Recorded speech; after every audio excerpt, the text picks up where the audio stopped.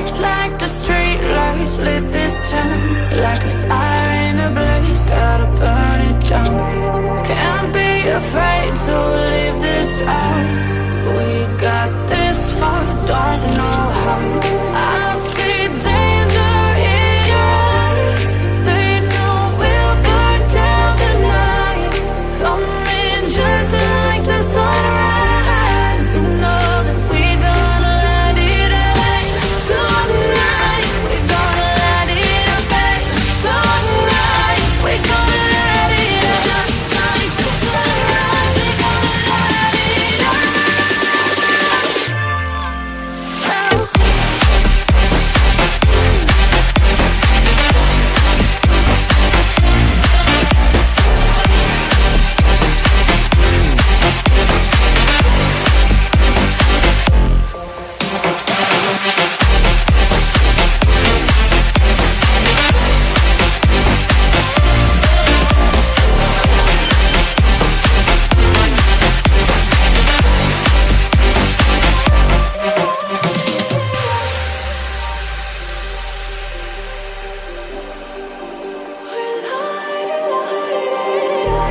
Just like a spark that's breaking out.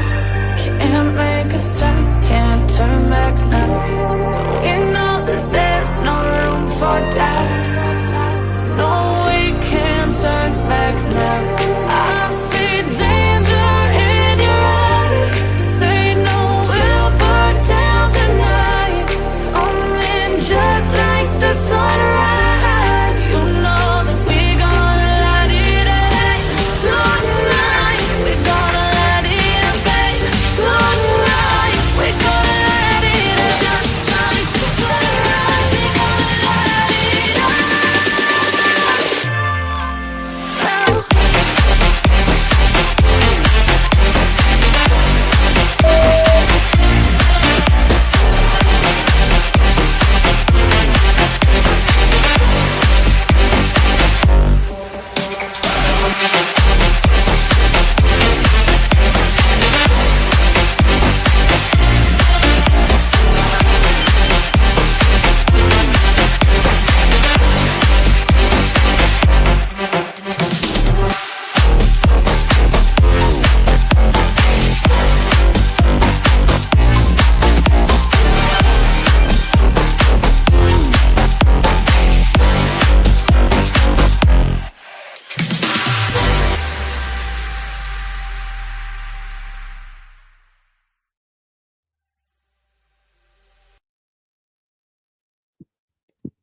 Hello, hello, hello. Welcome in, everybody. Welcome to Saturday Night Live. I forgot to turn on the light behind me, but that's okay. Welcome in, everybody. Hopefully you guys are having a great weekend. Great start to your weekend anyway. And I'm just going to turn this light on behind me before I forget. I always forget to turn it on every night because I have to turn it on by my phone. And okay, it's on. So we're ready to rock and roll. We're ready to rock and roll. Hey, Mr. Rosebud. I saw you said it was 3-something in the morning there. Man, you make it to all the late lives. We'll have to start doing some earlier lives for you, for the people over across the pond and everywhere in between. Hey, Cyber Warrior. Hey, Ladybug. We'll go ahead and we'll get into it. If you're new to the channel and this is your first time stumbling across my channel, my name is Tanya, or TitaniumBuilt. We do talk true crime daily here. A lot of people are like, I've never heard of your channel. So I'm like, huh, look at that. We must be in a different algorithm now. So welcome in, welcome in, welcome in. If you're new, thank you for joining me. And if you're not new, thank you so much for joining me again. So I appreciate it. So we had a gift by Be Happy gifted a membership. That was nice. That was really nice. Yeah, thank you. Now I understand why you said Girl Next Door's membership. I'm like, what happened? What's going on? Oh, Cadbury eggs. Look at that. Well, you're good to go, Cyber Warrior. They do sound good. Hey, Courtney, and I'm glad you got a membership. Thank you for figuring it out. And I'm your first YouTube membership. That means a lot. I wonder where my first one was at. I'm gonna have to look now. I'm gonna have to look. Hey, Wolf. Welcome in. Welcome in. Welcome in. And welcome in everybody that's not in chat. Hey, DM. If you guys don't mind, take a quick second, hit the like button, hit the subscribe button. If you want to subscribe to the channel, we'd love to have you. And I said hello to Mr. Rosebud, but hello again. Hey, Triple L. Hey, RRH True Crime. Welcome in. We do have an actual trial date. Can you believe that? And we'll be watching it. We'll be watching the trial. It'll be aired on their YouTube videos, or their not their YouTube channel. Sorry, they're not doing that anymore. It's going through the actual court site. So we'll be playing every day of it. Haven't went this far without, we have not come this far and not do the trial. Hey, Debbie. Even all the boring stuff we're going to do. Hey, Michael. Hey, Doodlebug. It's good to see you guys. Hey, Boone. Hey, Monchichi. Look at this. We got everyone coming in. Hey, Seam Check 11. Good to see ya. Tony's here. Did I say hi to Debbie? I think I said hi to Debbie. Aries, Lenora. Welcome in, everyone. It's good to see everybody. You got a new journey? Well, make sure it's not it doesn't take you too far from us. Aries, I wouldn't want that. Hey, Willows. Hey, Shells. Well, we're just getting everybody tonight. Hey, Alicia. Oh, look at that. Thank you, Alicia. I appreciate that. I know. Can you? We're almost up to 20,000. Thinking about that today in the car. I was like, how? I mean, because 20,000 people that's a lot of people. That's a whole lot of people. I'm like, I was trying to picture that many people, in a like gymnasium or something. And I'm like, I convinced how many people to watch the channel and hit the subscribe button. Hey, Tammy's Clips. Hey, Margot. Welcome in. Hey, Wizard. Hey, Penny. I think we're almost to the bottom. We're at the bottom. Everyone that's, watching on the replay. We're at the bottom here. No, she should be okay. No, but there was some funky going on with my StreamYard last night. I had to show you guys a picture of it. I had like a big black box in front of my face, like on the screen. So if you guys saw the live from last night, thank you for watching it. It was a little crazy there because I couldn't see. I was trying to talk to Chosen and I couldn't even see who I was talking to because like I had this like I could see, but the black box was in the way. So we're getting close, Doodlebug. We're getting really close. Hey, CJK. We're like 600 to go. And yeah, I don't know what I was gonna say, but yeah. So I'm gonna put a picture up here of Ethan, 'cause that's who we're gonna be talking about this evening. And I'm gonna put me down in the bottom here because, we're not here to really see me. We're here to see Ethan. But if you guys didn't get a chance to watch the video I put out earlier today, it's not gonna reach some people because of the fact that it's like blocked in certain territories, I guess, because I didn't monetize it because there's music to the video. So I didn't want to put monetization on it. Plus, it's a tribute video anyway. So it came out as a premiere this morning. So if you guys want to check that out, it is under just my videos. If you guys want to check it out, it was really good. And bring the tissues. Hey, Chosen. Speaking of which, the black box is not there tonight. And the internet seems to be working okay. Are we doing okay so far? No glitching? Because we've been doing good okay over here so far in the house. So look at that, 21 months, Debbie. I appreciate you. Thank you so much for being a member for so long. I appreciate you so much, Debbie. Thank you. Look at that, 21 months. That's a long time. You guys have been with me for a long time. Most of you guys have. But so on tonight's live, we're going to just discuss the last and watch the last few interviews that were done with Ethan's family. His mom came out and did a podcast we'll watch. I thought it was really well done. And then we're going to hear from his fraternity brothers. And then I have another video from his mom that she just did about 3 weeks ago. And I did put that one out under my video. So you may have seen that one already. That's going to be the newest one. So we're almost to the end. And then we'll pick another, victim and we'll go over their interviews next. I know that Xana's we could do all in one live and Maddie's all in one live as well. I'm pretty sure. I think just Kaylee's will take up a few lives, because I think we did it last time and it took up 2 lives, and that was 2 years ago. So, there's been a heck of a lot more interviews since then, so we'll see where we're at. But yeah. But, hey, Mandy, welcome in, and welcome in to everybody. Hey, CJK, I don't know if I said hey to you, but I think I did. Matcha Chia, Imma make sure I do. Make sure I do. Hey, Sandy. And plus, if I didn't, it would be like, "Oh, look at her try." I really do try. So, I'm just gonna do a little bit background on Ethan. In case you guys don't know, Ethan Chapin, was a 20-year-old student at the University of Idaho who tragically lost his life on November 13th, 2022 in a brutal stabbing attack in an off-campus home in Moscow, Idaho. He was one of 4 victims, including his girlfriend, Xana Kernodle, which is pictured here, and 2 of her roommates, Madison Mogan and Kaylee Gonzalez. The attack shocked the community, and garnered widespread media attention. It's been all over the place the last 2.5 years. I like this picture of him. I think this one's nice. But Ethan was a freshman majoring in recreational sport and tourism management. He was also a member of the Sigma Chi fraternity. His family described him as a warm, inclusive, and joyful individual who touched many lives during his short time.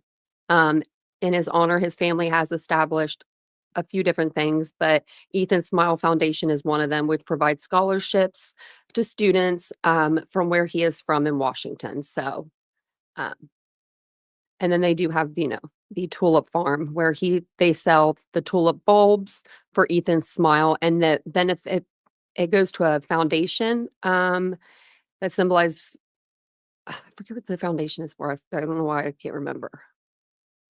It does go to a benefit foundation. So, always good to see things, families come together and try to do something and support, try to do something in memory of. I always like to see that, especially when it's something so tragic.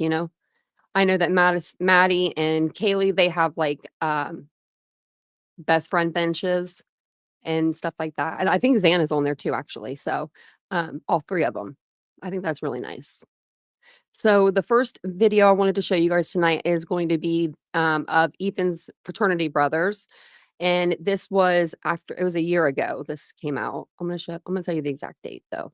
So November 16th, 2023. So pretty much a year after the murders, this came out. And thanks again for being here, guys. And I'll pause it as necessary for for us to go over anything. If you guys hear anything and you're like, oh wait, I didn't, you need me to go back, or you need me to clarify something, let me know in the chat and I will definitely do that for you. This fraternity is very special to me. The camaraderie's all there. The brotherhood's all there. A year after the killings on Kings Road, the Sigma Chi fraternity brothers at the University of Idaho are sharing their memories about Ethan Chapin. The 4 students we talked to are from Eagle, Meridian, and Grangeville, Idaho. Our Maggie O'Mara went to the Sigma Chi house and heard about their love for Ethan and how they're trying to heal together.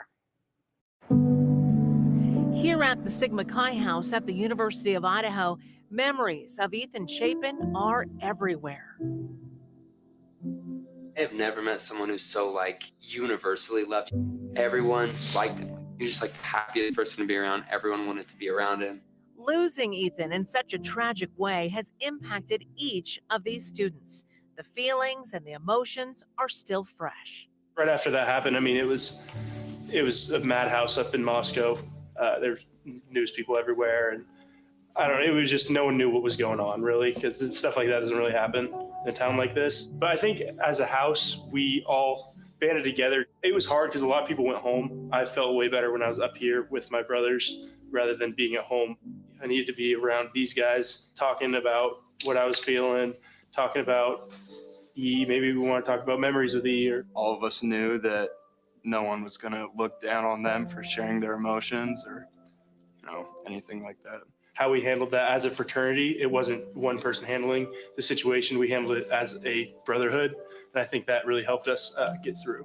They each shared happy memories of Ethan. He's the coolest guy you'll ever meet. That's about it right there. He was a really big, funny, happy guy. When someone would walk in the room, like not just me, anybody, he would welcome you into the room. He was always very kind in everything that he did. He always would call me Gussie Gus in his little raspy voice. You know, emotionally, always there for people. One of my favorite memories with him was my apartment flooded one night after a big party because there was all sorts of plumbing problems with it. It's an old house. Went over to Xana's and I was hanging out with the two of them and we just talked for like hours and hours.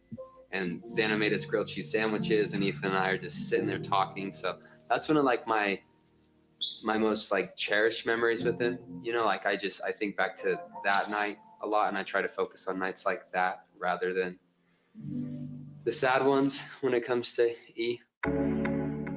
The brothers lost Ethan's girlfriend, Xana Kernodle, that terrible night, too. Him and Xana were just like the most perfect couple you could imagine. That's just how she was. Like she was just able to come over here and hang out with all the dudes and it was like, oh, hey, what's up, Xana? He said that Ethan was like the most universally loved. Is it like doing that again? This is so weird. Was the video doing something weird? Is it your Wi-Fi or is it me? Someone else let me know in the chat. It was me, Ladybug, or it wasn't me? This is so weird. It's yours, Doodlebug? Okay. I'll keep playing it and then I'll keep looking on the iPad. Person on campus. I think Xana was right up there with Ethan. Like everyone loved Xana, everyone loved Ethan. Both of them were just flourishing for sure. Hunter Chapin, Ethan's brother, is also a member of this house. It was kind of tough because it was a subject that he didn't want to talk about for a while. Just kind of letting him know that we are there if he ever does want to talk. Just kind of knowing that that's open for him if he ever does need a release to let his emotions out to us. When we were there, the first Sigma Chi Ethan Chapin Memorial Scholarship was awarded to Hunter. The Chapin family was there, his mom, his dad, his sister Maisie. And there was a standing ovation. I think it obviously means a lot going to Hunter. You know, we're talking all about E right now, but Hunter's right there with him. You know, like they're very, very similar people, especially with what Hunter's going through, obviously. And then the way he's come out on the other end, like the person he is now. Like personally, I don't think I could be not okay. The word isn't okay, but strong. Be that strong in a situation like that. Like if I were to lose one of my brothers, for Hunter to go through all that and then come out on the other end, you know, as strong and as great of a man as he is now, like that exemplifies everything Ethan did in the past. And I think it's 100% Hunter's deserving of it. I think it means a lot that Sigma Chi took the bull by the horns and made this scholarship a thing, and the world raised $125,000 for the scholarship, which is absolutely insane. And that's $5,000 to a Sigma Chi every single year, which is incredible. I don't think there's a better way to honor Ethan than to just help more people go to college. Exactly. He gave his whole life. So let's keep on giving in the name of Ethan. The scholarship award plaque and photos of Ethan will live on here at Sigma Chi forever. We all are wearing these bracelets. I don't know if I can't see if Kyle. Yeah, we literally all are. I've got any words on mine anymore. Yeah, mine's all faded. We got these at his memorial last year, and they said "Live life like Ethan" on them. And I haven't taken mine off since. And every morning when I look at my wrist and I see this, I just know I should live life like Ethan that day. So I think that the stories of Ethan are going to just go from generation to generation, from pledge class to pledge class. And I think that's amazing that his story will be shared with everyone, and everyone can hopefully live life like Ethan.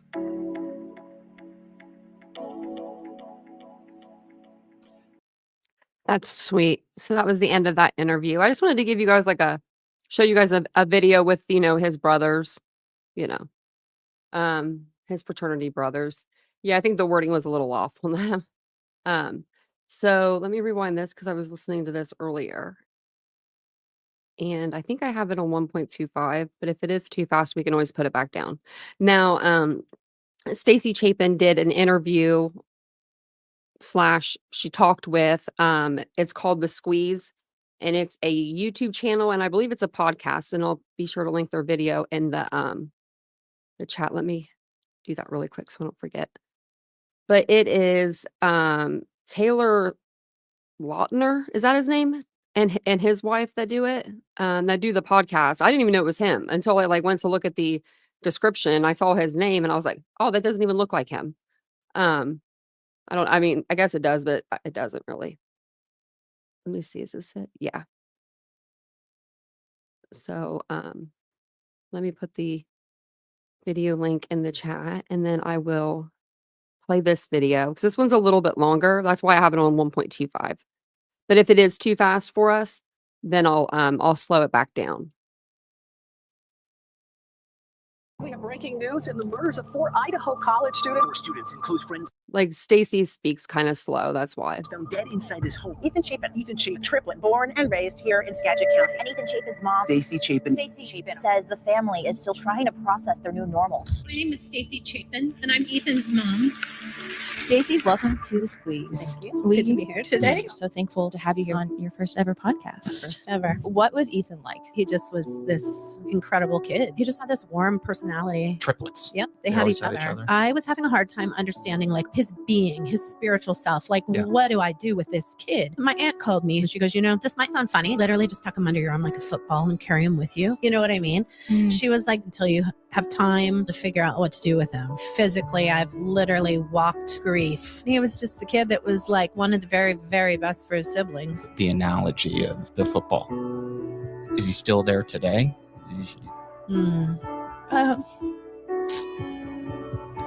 Where is he? I'm not sure where he is. He's up in heaven somewhere. Absolutely. He's happy.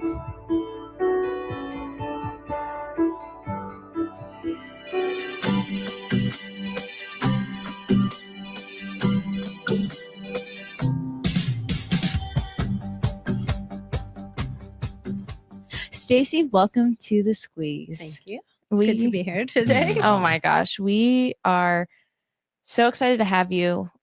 First of all, we want to say, we're so sorry for what you and your family have had to endure over the past year and a half, but we are so thankful and honored to have you here with us, sharing not only your family story, but Ethan's story on your first ever podcast. First ever. Oh, we're honored.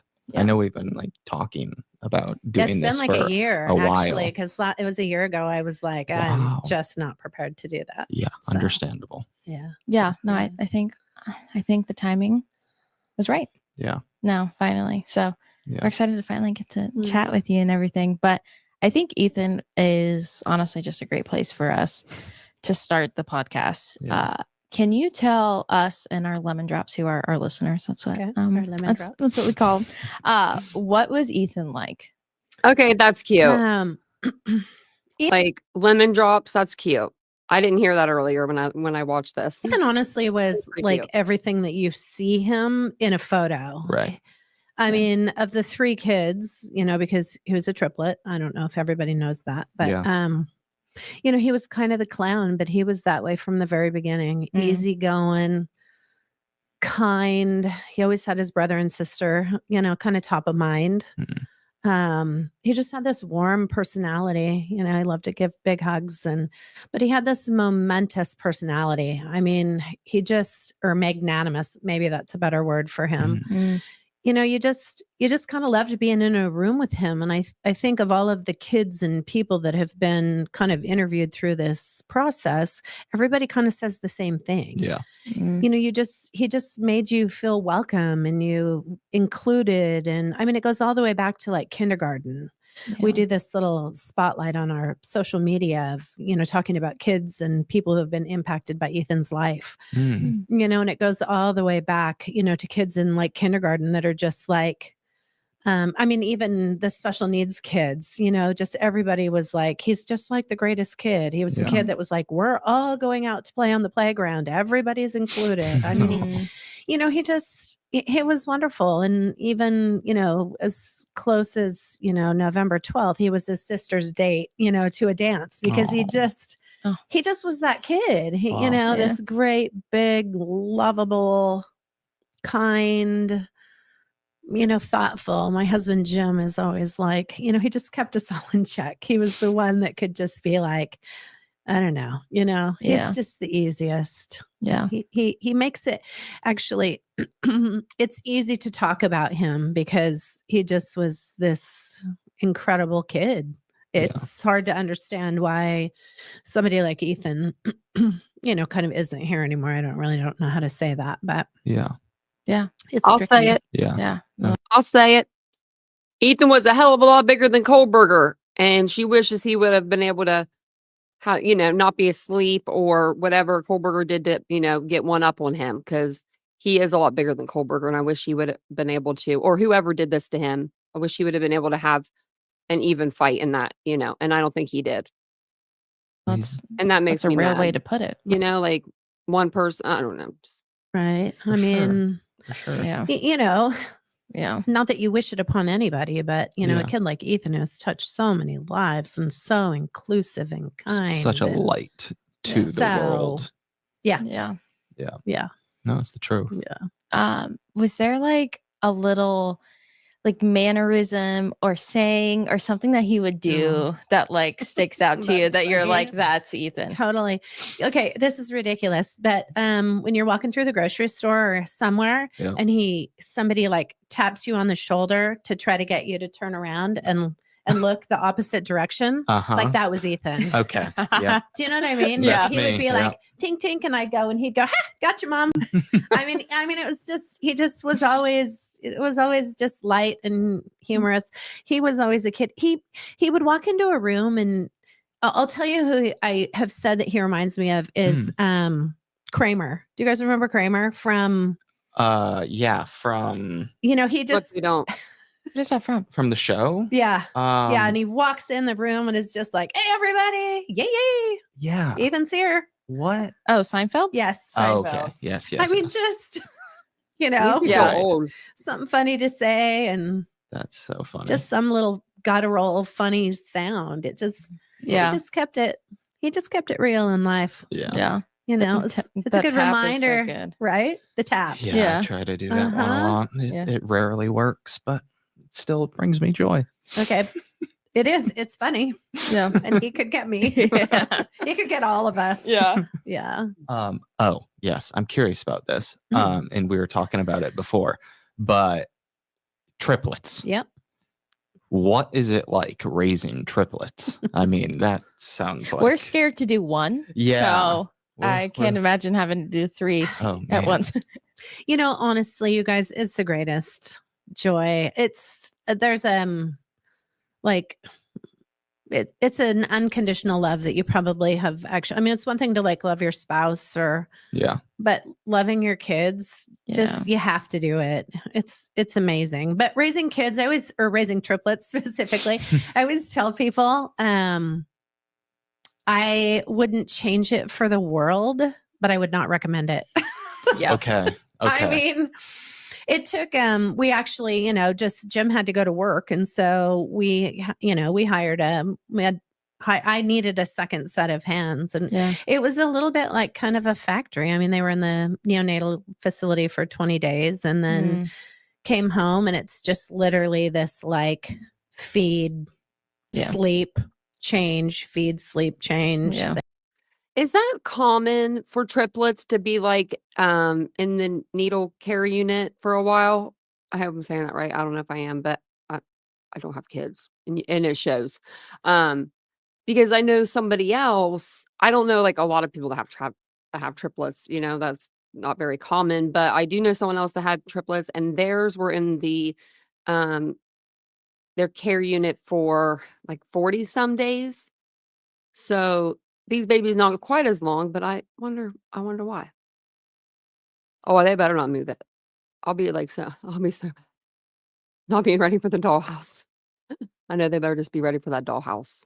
I'm ready to see it. Thing that it's kind of, but they were just such great kids, always going back. Yeah. You know, we Such camaraderie, I'm sure. Like just amazing. having each other. Yes. Yeah. You know, people are always like, you know, surely they, you know, I mean, there was always little sibling things, but they just got along so well. Yeah. I don't, you know, we always said in our home, even like going through like, you know, kindergarten through 8th grade or whatever, our kids didn't need friends the same way that other kids need friends. Because at the Do they come? This is going to be a no question, but I want to know: do they come early because there's not like a lot of room in there for them? Like you're in one human, you know, 3 babies and 1 human. Just man, that would take so much out of like a woman too, because you know, like if you think about it, you're pregnant with 1 child, you're a half of your nutrients are going to that child, and then the end of the day, 3 you know, babies. they kind of, you know, they had always each had other. each other. They Yeah. always had each other. Yeah. really Yeah. sweet. They just, and you can, you know, you can raise your kids to be that way. Yeah. Kind of protective of each other. Jim was always like, boys, that sister of yours, Yeah. you are I love that. tasked with protecting her. Yeah. You know, Did they do a good job? they were amazing. Okay. Honestly, I mean, even when we sent him to college, it was like, you make sure she gets home safe. That's your only goal. Yeah. You know, you make sure your sister gets back to her. Did they want to go to the same school, or how did that, like, I feel like the twins or triplets that I know, they've all gone to different schools. Like, were they all like, we're sticking together? What was the draw? I don't think that it was a decision like that they sat around and we were like, okay, we're all going to go to school together. It was kind of a process of elimination. They wanted, you know, of course, you're putting 3 kids into college. And so Jim and I were like, I mean, and we had saved and saved. I mean, we wanted our kids to be able to graduate college and not have any debt. Yeah. And as a parenting tip, I would say, that was one of the best things we've done. Wow. Kind of in lieu of like Christmas presents, just send it to the 529 account, right? I mean, we don't need another toy in this house. Yeah. Right.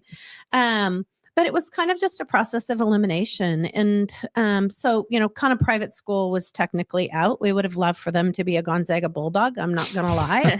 But I mean, it wasn't realistic. Yeah. And so, yeah, they wanted a Greek system, you know, and a public school, obviously. And they wanted to be kind of east of the mountains, closer to our Idaho home. Okay. So that was, you know, then you're at Washington State University, Idaho. They were accepted into Montana.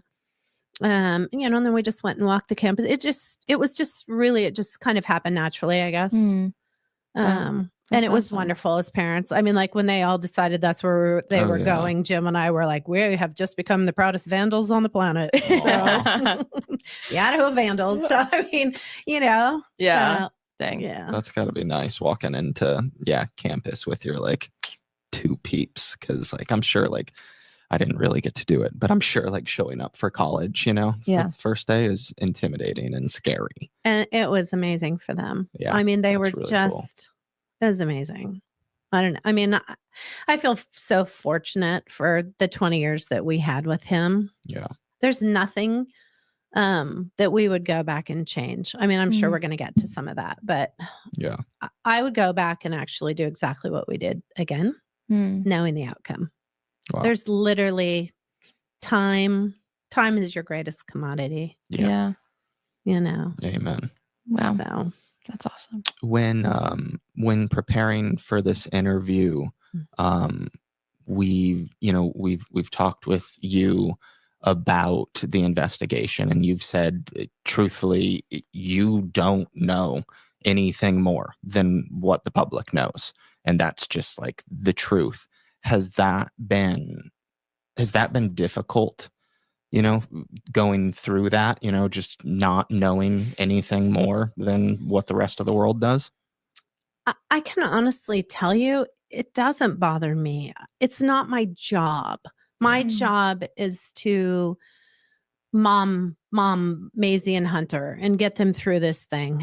I'm not a lawyer. I'm not a detective. I'm not the FBI. I feel like the investigation was in very good hands, but it is true. We legitimately don't know any more than anybody else. The affidavit that was issued a very long time ago, which is, you know, is the same thing that we know.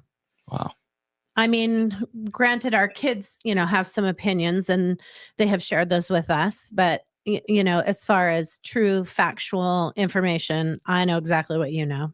Yeah. And that doesn't bother me. It doesn't change the outcome. Yeah. And that's the greatest thing that one of the greatest messages I feel like that we've done in handling this situation. Yeah. Nothing changes the outcome. We cannot bring Ethan back. Yeah. So you could spend a lot of time there. Yeah. Or you can just realize that and figure out how to move forward. Yeah. Where, well, I mean, in full transparency, Lemon Drops a big reason also why we were trying to push this interview was, to hopefully be able to talk more about, about this circumstance. But where, just so we're all on the same page, where does the trial stand now? There isn't a trial date. Okay. They have requested, the prosecutors wanted it this summer, but the defense has asked for it to be next summer. So, you're out as far as summer of 2025. Wow. And this took place November of 2022. Wow. So that would be almost 3 years. Yes. Yeah. So we have a family friend who he's a prosecutor in town. He's a kid I graduated with. And he's just somebody that allows us to check in kind of, regarding, the hearings and the things that go on. And he just is like, just settle in, Chapin family, because it's just going to be a long haul. It's just how this type of trial is going to go. And you don't want mistakes made along the way. So we just have to be okay with it. Right. And it doesn't, again, the outcome is going to be the outcome, whether it's tomorrow or 3 years from now. Right. Yeah. Yeah. We don't have any, we can't change that part of it. And so you just really have to decide where you're going to spend your energy. And for our family personally, it isn't there. Yeah. Yeah. It's taking care of Maisie and Hunter. Yeah. Yeah. They are the priority one. And then it's figuring out also how to honor Ethan. Yeah. And carry him forward with us, kind of his memory. Yeah. And that's where we spend all of our time. Yeah. That's evident that you guys do that. Yeah. Will you attend the trial when it finally happens? No. Will anyone from your family? I don't think so. That is met with some criticism. And that's just Social crazy. media is, my little PSA is that, the true crime nation is shocking. But at the heart of every true crime situation is a family like mine. I mean, that is my PSA. And it is, we do read it and watch it and take the high road not to comment on it, but it is shocking what people have to say. Yeah. And the opinions. That's sad. It's all you out there that are conspiracying it up. The family see this stuff. You know what I mean? And I hate that. I hate when there's so many like crazy outlandish stories when it comes to this case, just for the fact that she does change her mind. Just for the fact that the families do see those, they do see that there is a real family behind all of these cases that we cover. We're not just up here. I mean, if we could make up a family, that would be, and a problem, that would be pretty excellent, wouldn't it? That'd actually be a lot better for me. I could do a lot. I would do a lot better with that. But there is a family,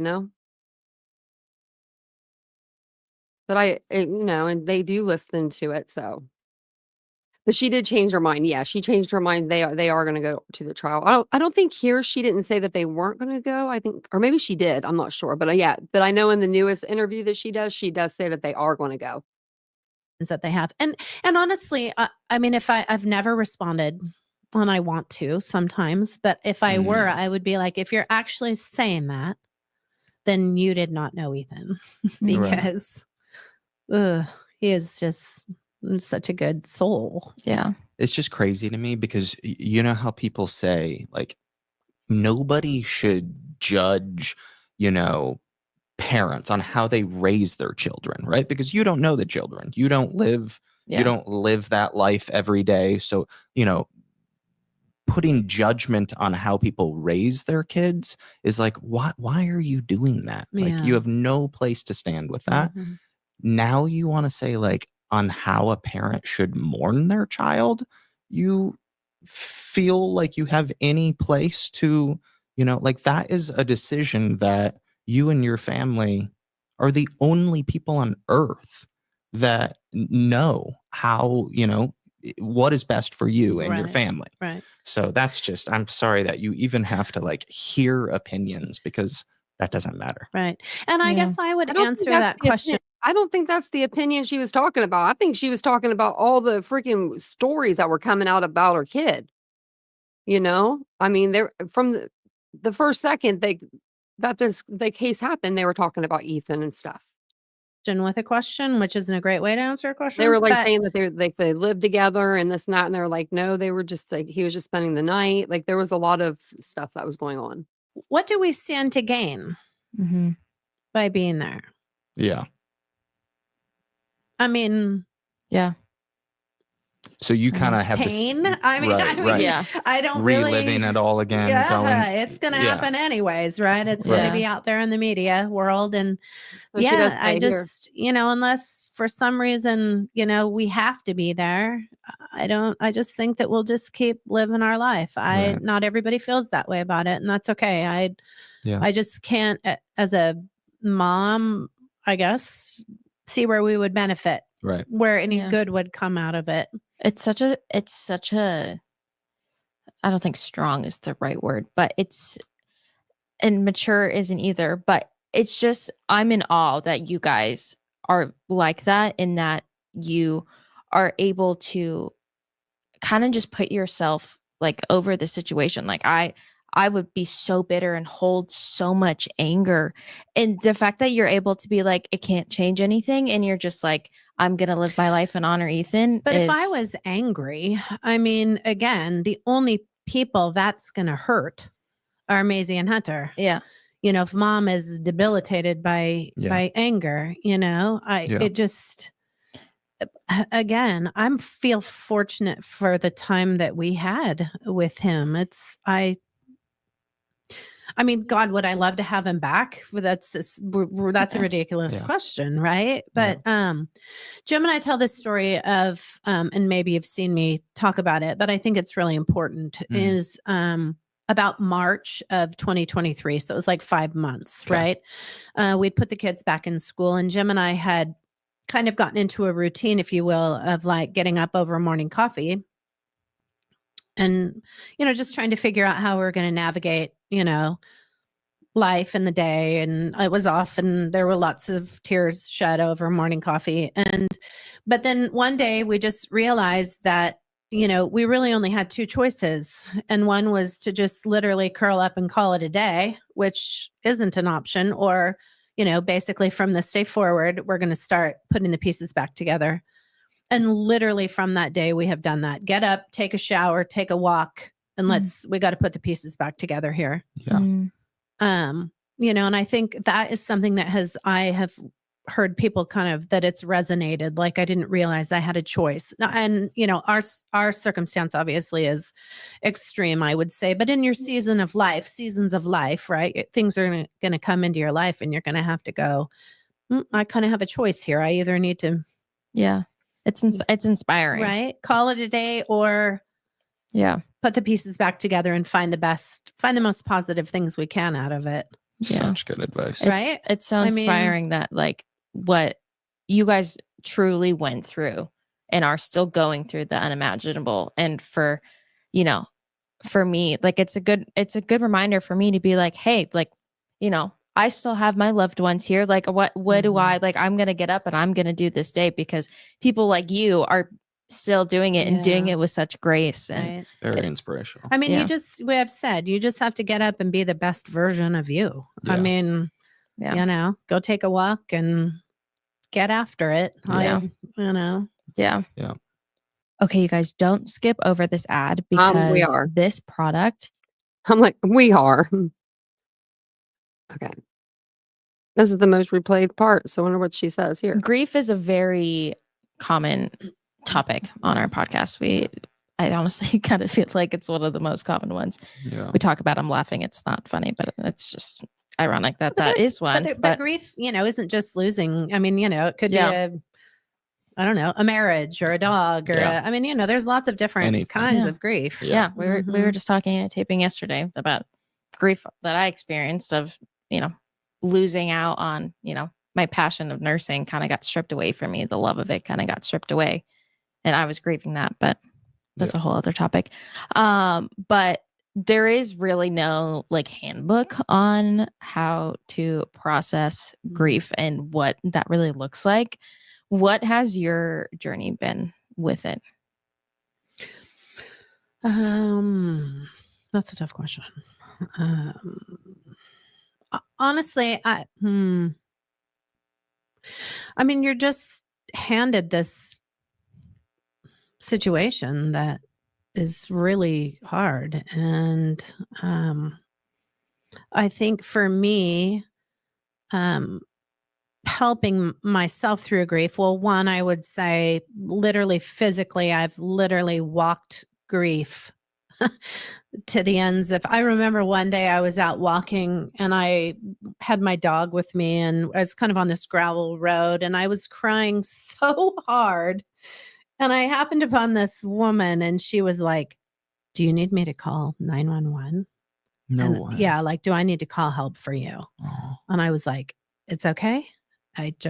You have to understand, you don't get into explaining it or anything." Yeah. I'm like, "I'm okay. I just am just processing something." And, in this little town we live in, my father, who has passed away, there's like a memorial bench.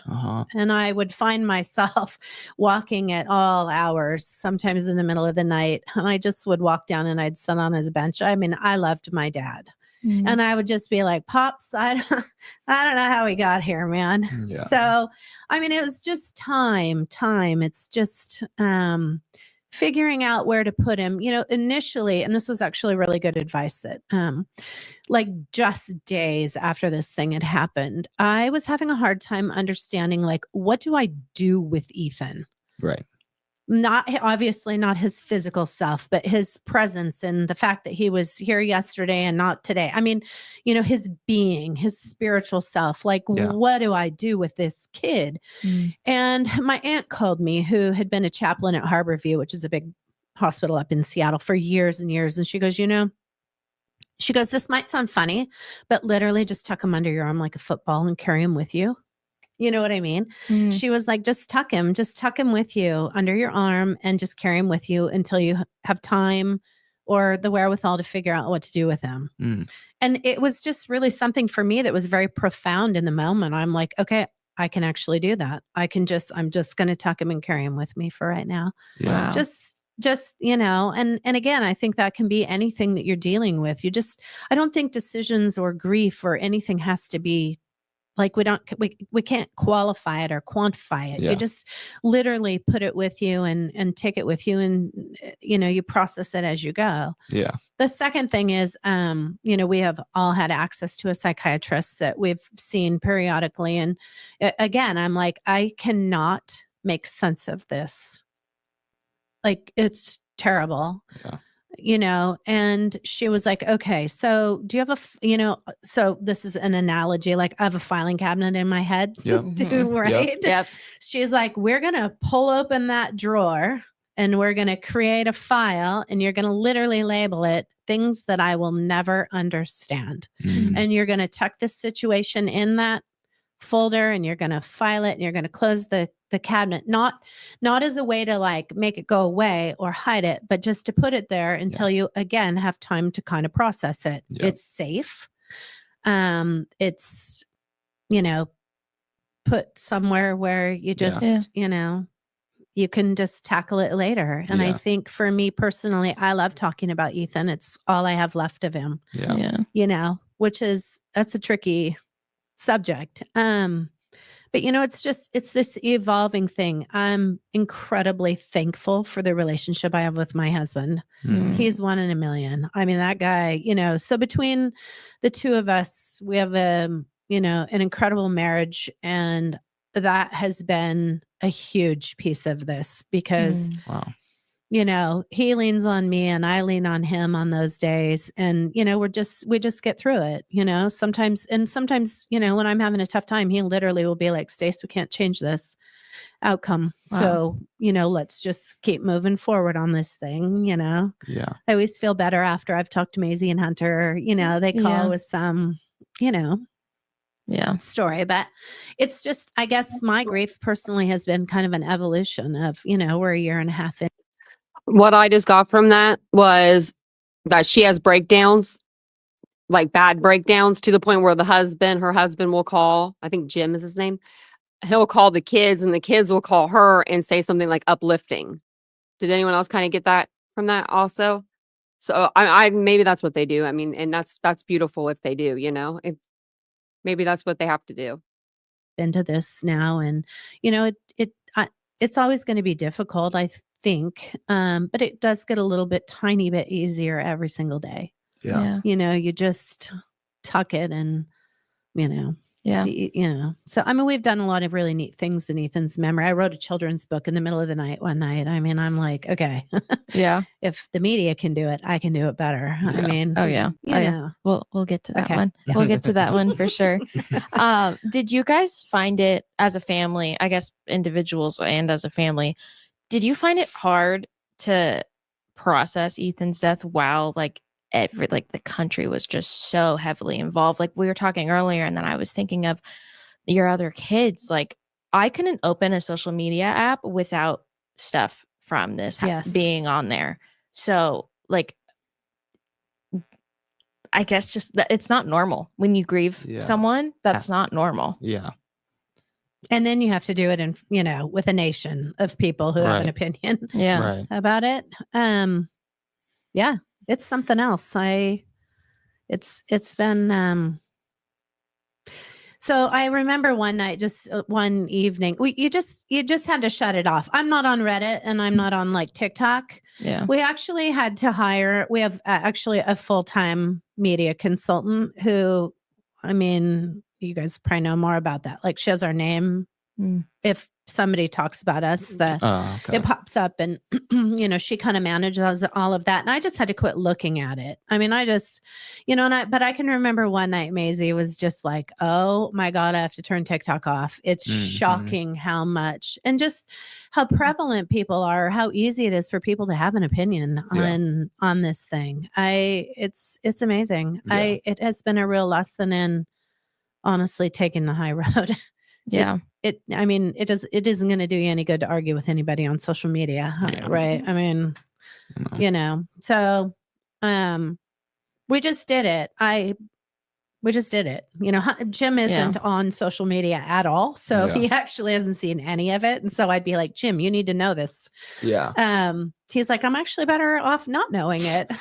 Right. Right. I mean, but it's shocking. And we think probably as we get closer to the trial that it's all going to come back. Right. Like it's going to just be the same, People start every night. talking about But it. we would sit and watch the local news, kind of, what they had to say about it. But we also had people embedded, all of the police and everybody, they would call and, I mean, we were well informed, I guess. Yeah.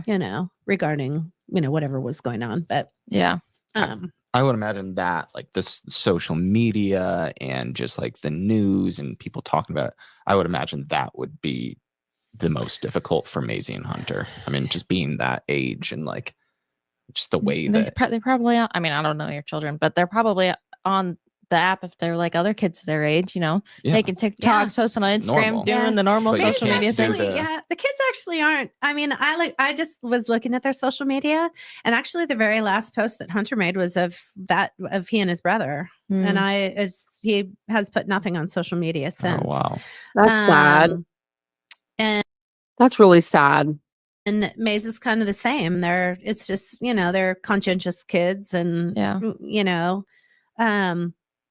but, and I know we're going to talk about putting them back in school, but that was really a safe place for them. It was funny because we'd moved during COVID from our family home. Okay. And because, our kids were going to college and it was kind of anyways, and that's where the media went because they were able to dig up our old address And the Mm. poor Oh. woman who bought our home, Oh, wow. Oh gosh. you know, nobody came to find us way up in the woods of North Idaho, which, you know, we would go there for kind of some solace, I guess, if you will. And our other home is, you know, owned like by an LLC. So nobody could find us. But I mean, we're a regular family. I mean, you know, Yeah. kids played soccer and sports, and it was, you know, we were just literally genuinely. And then all of a sudden we were the top news story in the nation. Yeah. And still potentially, you know, if things come up, still is. Yeah. I don't know. You just have to talk your kids through it. Yeah. Yeah. Like anything. Lots of communication helps, Yeah, I'm sure. you know.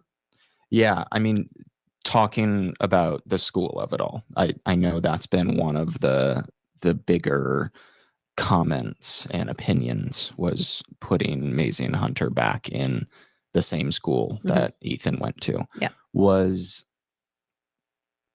it ever an option for them not to? No. No. We just had to go back and finish what we started. Yeah. I mean, you kind of hate to go there, but there's Ethan. That's exactly what he would have wanted. Yeah. I mean, he was just the kid that was like one of the very, very best for his siblings. And so, Yeah. you know, 60 days had gone by, you know, not that you're thinking about it during that time, but in Right. hindsight, when we reflect on that, you know, when we got to about, you know, 45 days, or I don't know when it was exactly. And, you know, I'm telling the kids again, you know, put your dishes in the dishwasher and start, you know, put your laundry away. You know, I think that they were like, okay, you know, I mean, sitting around staring at one another wasn't getting us anywhere. Mm-hmm. Yeah. You know, you got college kids who have to go back and, you know, kind of just pick up the pieces and finish where they started. Yeah. They have incredible friendships. We knew we had the support of the community and the university. And Yeah. I mean, even, you know, we had to have really serious conversations about, I mean, they're 20. So it was like, you can't go back and drink this thing away. Mm. You can't go back and whatever, Yeah. sleep, eat, drug, sex.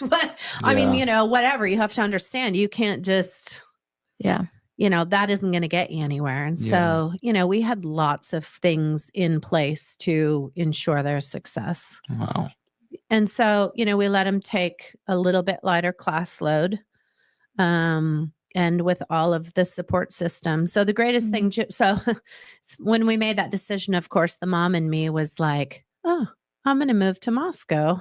Right. I told the kids, I'm like, guess what, kids? I'm going to move to Moscow with you. Right. You won't even know I'm there. they're like, sure. Mom. Maisie was like, that's a little excessive. You know, as much as I say you won't know that I would be there, I totally would be that mom that would be like, as they're walking out of science class or whatever. Hi, Maisie. So what Jim and I agreed to do for the whole semester was to go every other weekend. Okay.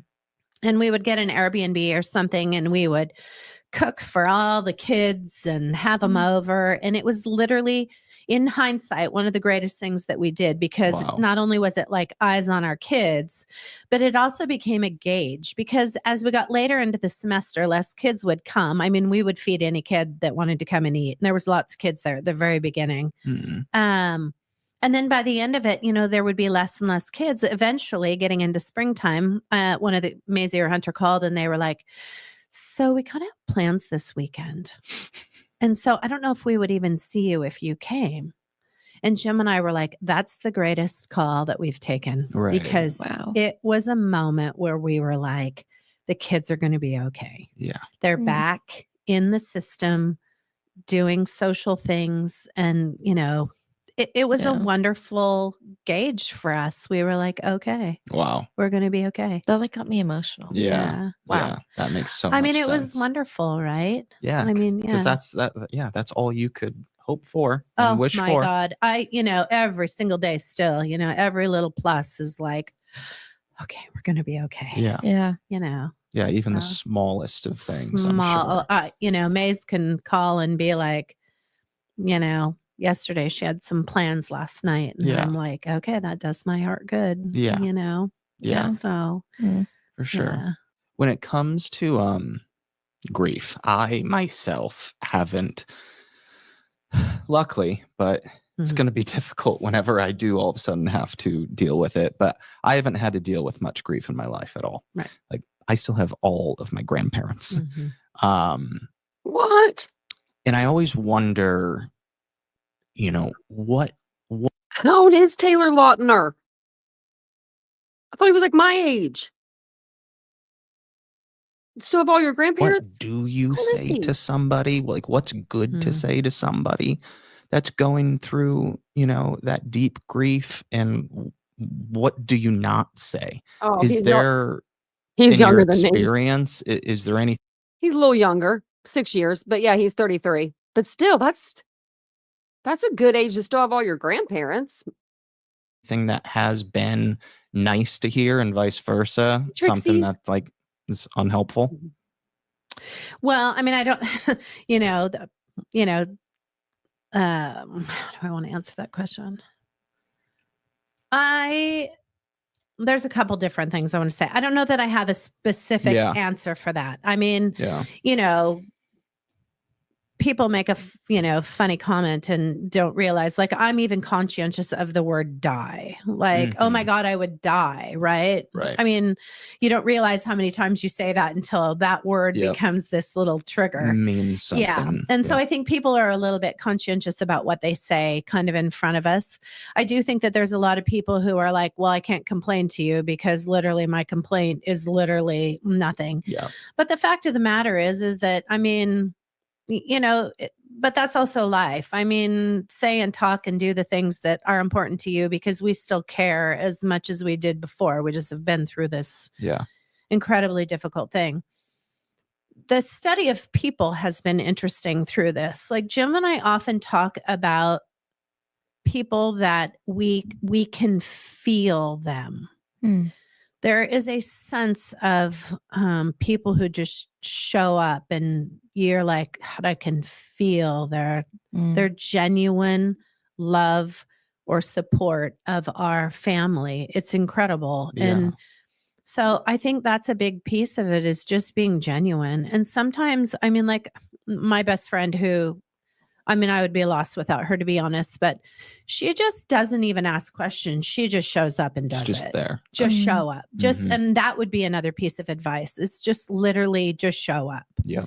I mean, the night that we, rolled in with our kids to our Laconer home, which is where like the services and stuff were held, my husband and I bought a house that was more of a, empty nester house. It wasn't ever meant to, have all of our kids come back and stay. Our Idaho home was always going to be that. And we got home that night and Suze had rolled in and of course bought every blanket at Bed Bath and Beyond or whatever, and inflatable beds and, sheets and pillows and, and that was one of the greatest things, honestly, was being able to tuck our kids in that night, instead of throwing them on the floor in a sleeping bag. She just knew. She just thought for a minute about, and kind of created a meal train or whatever, which in hindsight was probably great because the last thing you think about is what are we going to eat for dinner tonight? I mean, it's, so a lot of it is just showing up, Totally. Yeah. We were given some really good advice too about don't ever let Ethan be like the elephant in the room. So, again, talking to a counselor, she was like, I think a lot of people, especially when we, had first seen them, post incident. Yeah. I think they were kind of afraid to bring it up. Yep. Yeah. And so you have to say, it's okay to talk about Ethan. I mean, it's okay to ask us questions if you have them, or, let's just throw this out on the table. But also Jim and I are conscientious of, our friends or, people walking away from it and being like, oh my God, we have to go to the Chapins tonight. All they're going to do is talk about Ethan. I mean, also we don't want that to be the case either. Well, it's kind of a delicate balance. So we actually, now are very comfortable with saying, you're more than welcome to talk about Ethan. I mean, it's my greatest joy. Let's talk about Ethan. I mean, unless we're talking about Maisie and Hunter, right? Yeah. I mean, And, if the conversation doesn't go that way, then that's okay too. But, it's also, it doesn't need to all be all about our situation because everybody else's life is still, important and moving on. Yeah. So Yeah. If you are one of those people that can spot a too good to be true health hack, Snuck that in there on us. you wrote a book called The Boy Who Wore Blue. What made you decide to write this book? Honestly, initially, all of a sudden, I mean, you guys you have way more experience in this, but all of a sudden we were getting these notifications that, pretty well-known authors and producers and, these people that were going to tell these stories, or even, like 60 Minutes or something, Right. that type of thing, was going to tell these stories of these kids. And I was really struggling with the fact, why does somebody who doesn't know my son get to tell this story? Yeah. I mean, it was an issue for me. And so my friend sent me this notification of this author that was going to write the story. And I just, people, it's also, profiting off of our kid. I mean, it was really a hard thing, but we had to go get a lesson in, First Amendment rights in the media, and essentially they can, right? So we really had to process that for a while. But anyways, it was like, if they can do it, I can do it better. And I have a story to tell about this kid because he was incredible and the world needs to know. I mean, I have often said, if I can touch as many lives in my lifetime as he touched in 20 years, the world will be a better place. I mean, he just was that kind of kid. Wow. And the only thing that I can like equate it to is maybe a country music artist who goes through a breakup and then writes their greatest hit. I mean, I literally was like, I'm going to write my greatest hit right now. And it's the sweetest. The whole book is actually true. The story from beginning to end is true. I mean, it's literally basically a biography. Yeah. And the photos in it are all illustrations of real photos from our family. Oh, wow. Wow. So it was really the message is just about this great kid, and just remember to be kind in your life. I mean, I love that you did that. I mean, it's just like, it's just true. Like, people can tell whatever story they want to, unfortunately, but the fact that you just right. I'm certain sitting here that you have all been on the receiving end of that piece of it. I mean, shocking, but not like that. That your situation is so different and so much more intimate and tender, fragile. So I love that you did that. You're like, if anybody's going to tell my son's story, it's going to be me. Absolutely. Yeah. And I'm a little bit mama bearish. I mean, don't mess with my kids. I mean, at this point. So I just set out to do it. I wrote this. I happened to have one of my running partners years ago had opened a little boutique publishing company, and I called her and she's wow. Oh, we can do this. Oh my gosh. Wow. Yeah. Oh, I love that. Yeah. And then she was like, but you need an illustrator. And I'm like, how do I find an illustrator? So I literally drove to Target. I mean, as any mom would do, right? And I wrote down illustrators' names of children's books standing in Target one day. Wow. Oh my gosh. I mean, how do you? And then did you reach out to one that you found like that? That's exactly. Wow. Yes.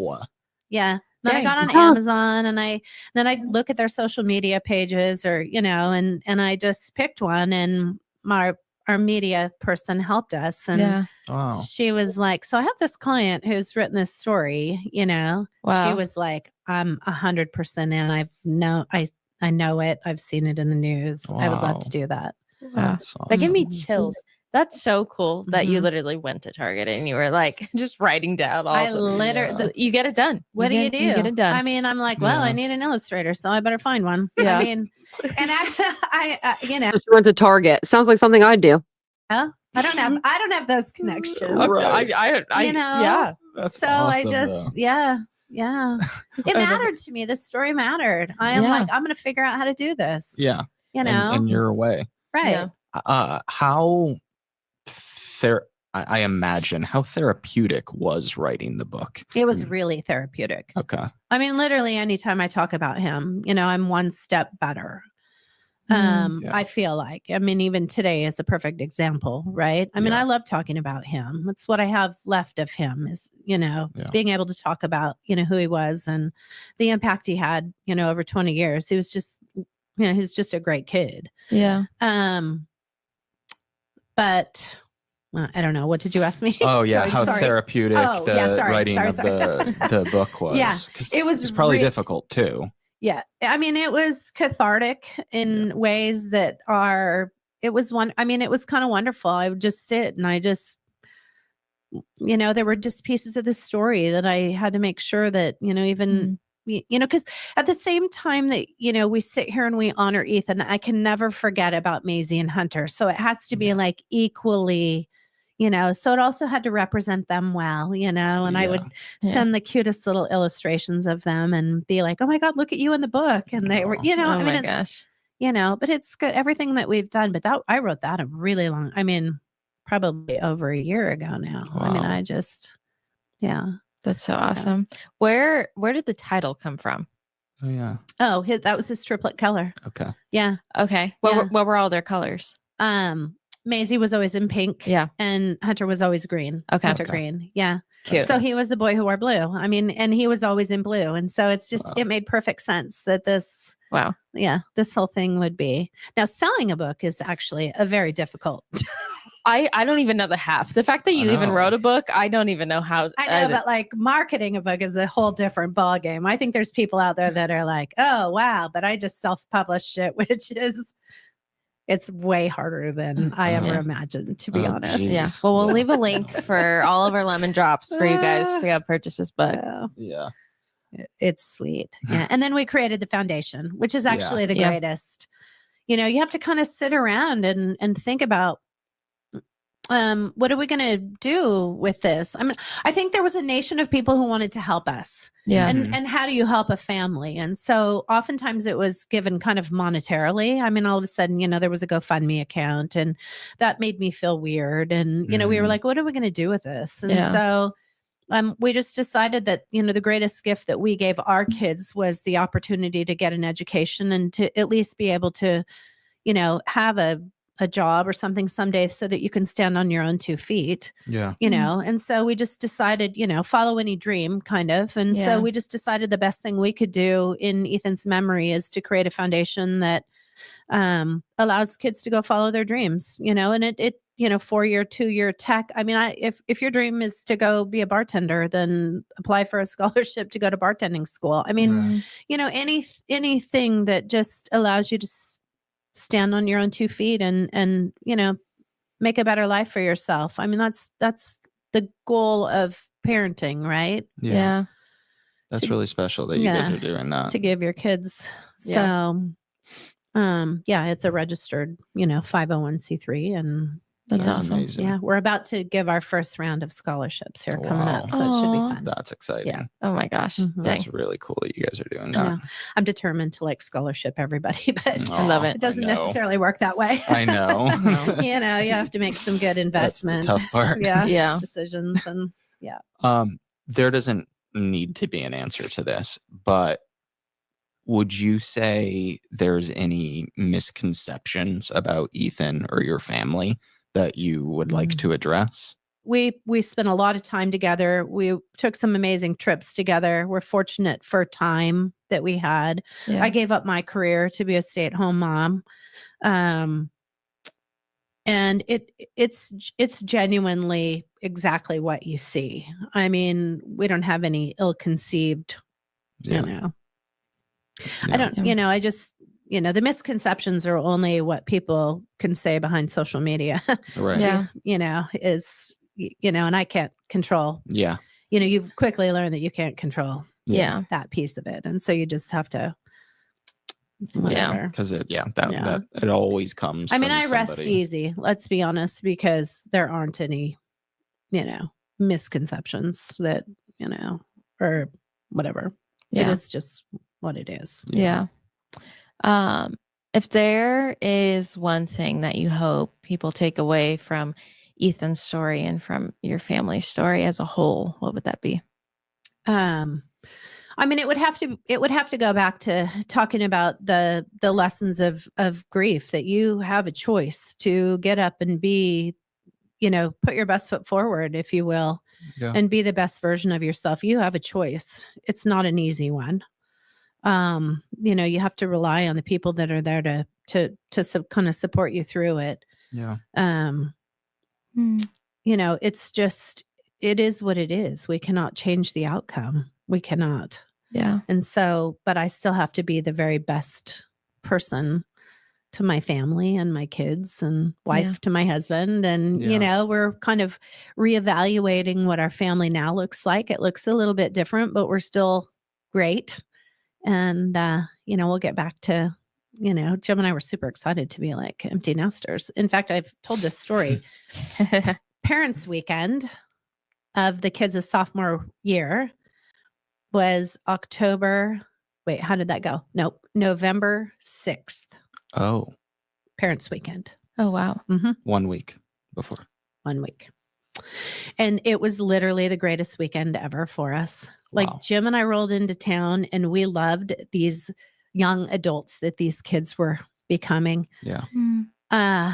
We drank mimosas and went to the football game and laughed, and we loved their friends, and we loved the people that they were becoming. Yeah. And Sunday morning when we drove out of town, it's really a moment for us that we have reflected on a lot. As we drove out of town that morning for the first time ever, Jim and I were like, we're damn proud of what we've created. Yeah. Literally 20 years of blood, sweat, and tears raising these kids. Yeah. And we've kind of done it. Not that we were done parenting, but we've kind of done it. Yeah. We worked hard to raise really great kids. And it was kind of the first time that we were like, we high-fived each other in the car. I mean, we were like, what an incredible moment. It was kind of euphoric. Yeah. And I've said, I hope that all parents at some point in their life, either current or, future parents, that you have a moment in your life where you're like, okay, I'm pretty damn proud of what we've done here. Yeah. And we did it. And That's so awesome. It lasted 7 days. It's 7 days. Mm. Yeah. Because we were like, okay, well, I think, they have each other. Yeah. They'll always have each other. Yeah. Yeah. So, that lasted 7 days. And during that 7 days, I think Jim and I were like, I think we can start planning our future. I think we can plan a trip somewhere, Oh, that's so sad. Gosh. Spend our life together. I mean, and so, it's That's sad. Yeah. 7 days. You guys are just amazing parents, though. It's like you can just like feel it, and I don't know. It's just like that's literally how I've literally felt. Like, not that you need any validation or to hear any of this from us, but like what you and your husband have done, and you specifically as a mom, like getting to hear the way you talk about your kids, the way you've decided to go about life after losing one of your children. It's just like, I'm just like, I've gotten chills so many times, and I have chills right now. Just the kind of mom that you are is just so awesome. And like, I hope to be, half the mom that you are truly. And I'm not just saying that. It's just kind of crazy. Like these kids got lucky that they had you. Oh, it's funny. I told you, I was telling you earlier that I gave a speech at the University of Idaho this week. And I literally, part of that was like, our kids have no idea that they hit the jackpot for a family. Yeah. I mean, and the funny thing is that prior to losing Ethan, I don't know. I mean, I'm too humble to have ever admitted it, because you just do what you do. Right. Yeah. But in hindsight, the reason why I know that is because of the success of Maisie and Hunter. Yep. They are the true measure of our family and the strength of our foundation, because I think even now they know that they cannot fail. And, nor would I, I mean, I'm not talking about menial things. You have to let your kids kind of figure it out. I mean, decisions have consequences, right? Yeah. Growing up, you have to let your kids do some of that stuff. But in this specific scenario, I will go to the ends of the earth to ensure that Maisie and Hunter get the very best that this life has to offer them. They deserve it. Yeah. They literally deserve. They've been to hell and back. I've often said, I can sit here and talk about what it's like to lose a child. I cannot put into words what it must be like for them as triplets. I mean, literally going back to womb mates, right? Yeah. Yeah. What it must be like for them to go through life. And he was the kind of, I mean, I would say, and I think that they would agree, he was kind of the dominant triplet. I mean, all things went through Ethan. He was the glue.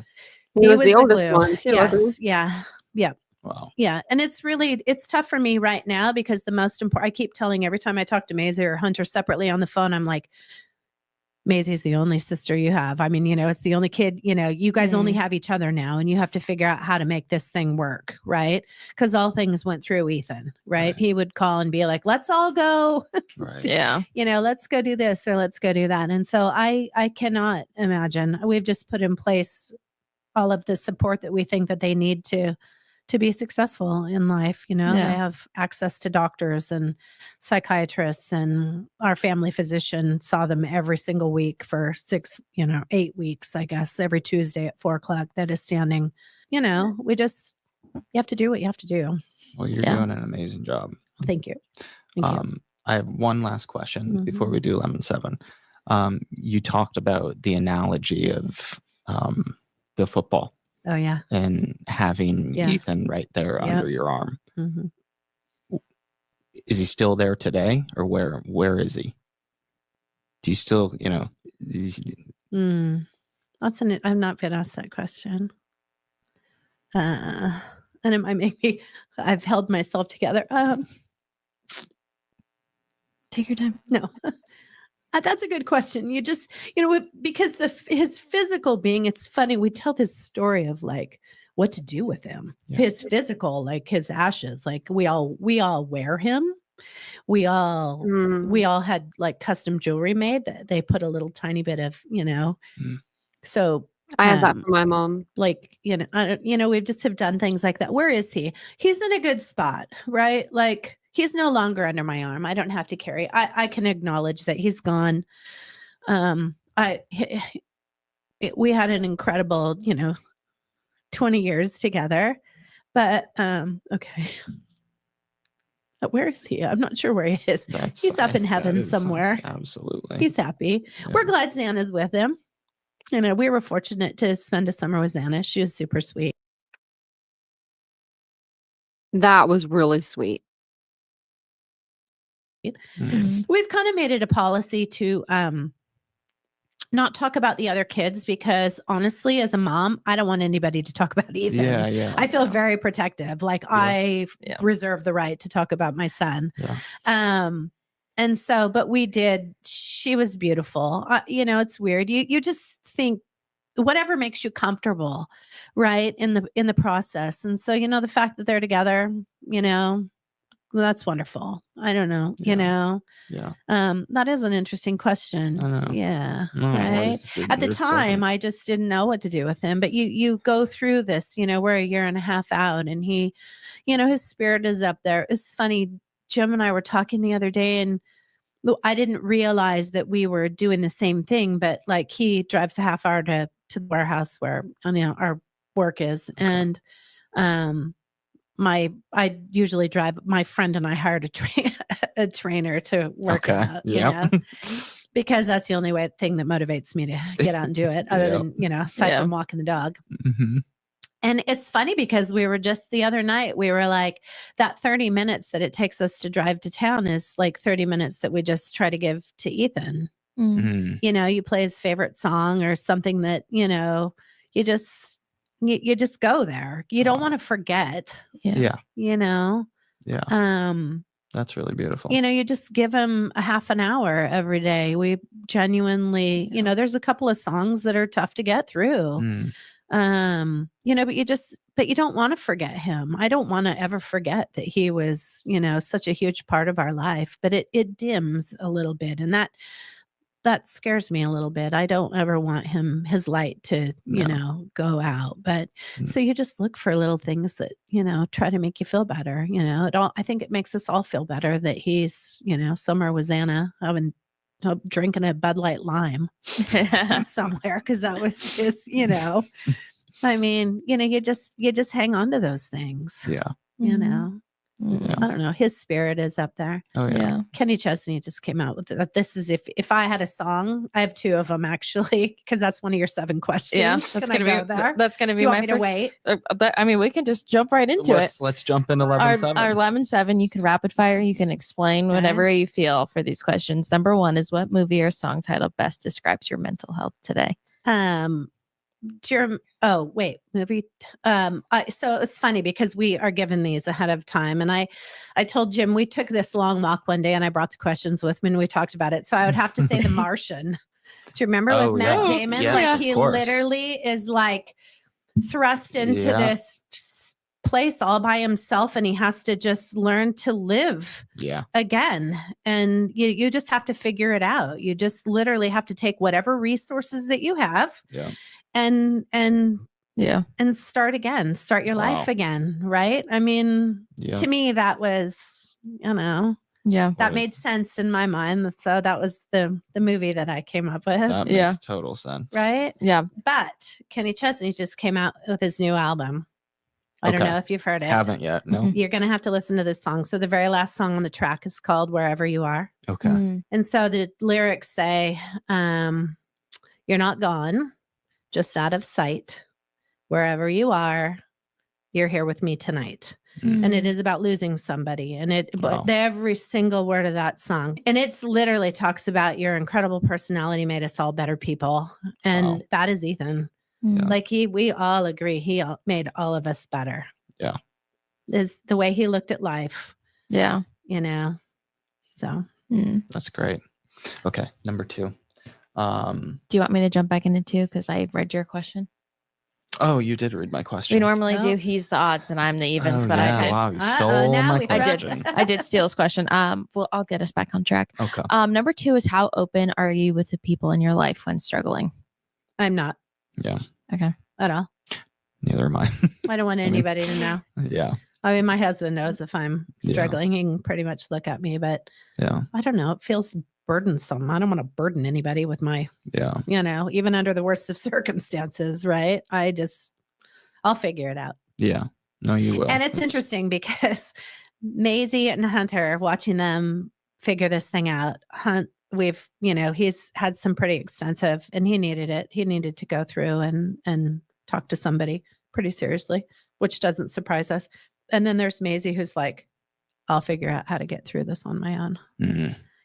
I'm just going to get this thing out. It is what it is. And I'm like, I wonder who that sounds like. Yeah. Where'd you get that from? I wonder who that is. Yeah.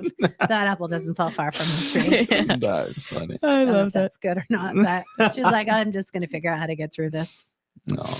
Yeah. Well, everybody's journey is different. It is. All right. Number 3. Oh, we talked about this one.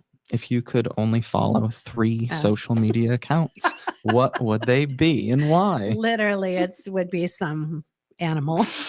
Different animal somebody accounts. raising a little baby pig or a raccoon. I kind of want a pet raccoon. Have you seen those? People have like pet really? raccoons. Can't they be nasty? Well, I think so, but if you follow those little social media accounts, there's cute, sweet ones. I guess, yeah. We just learned about seals sneezing.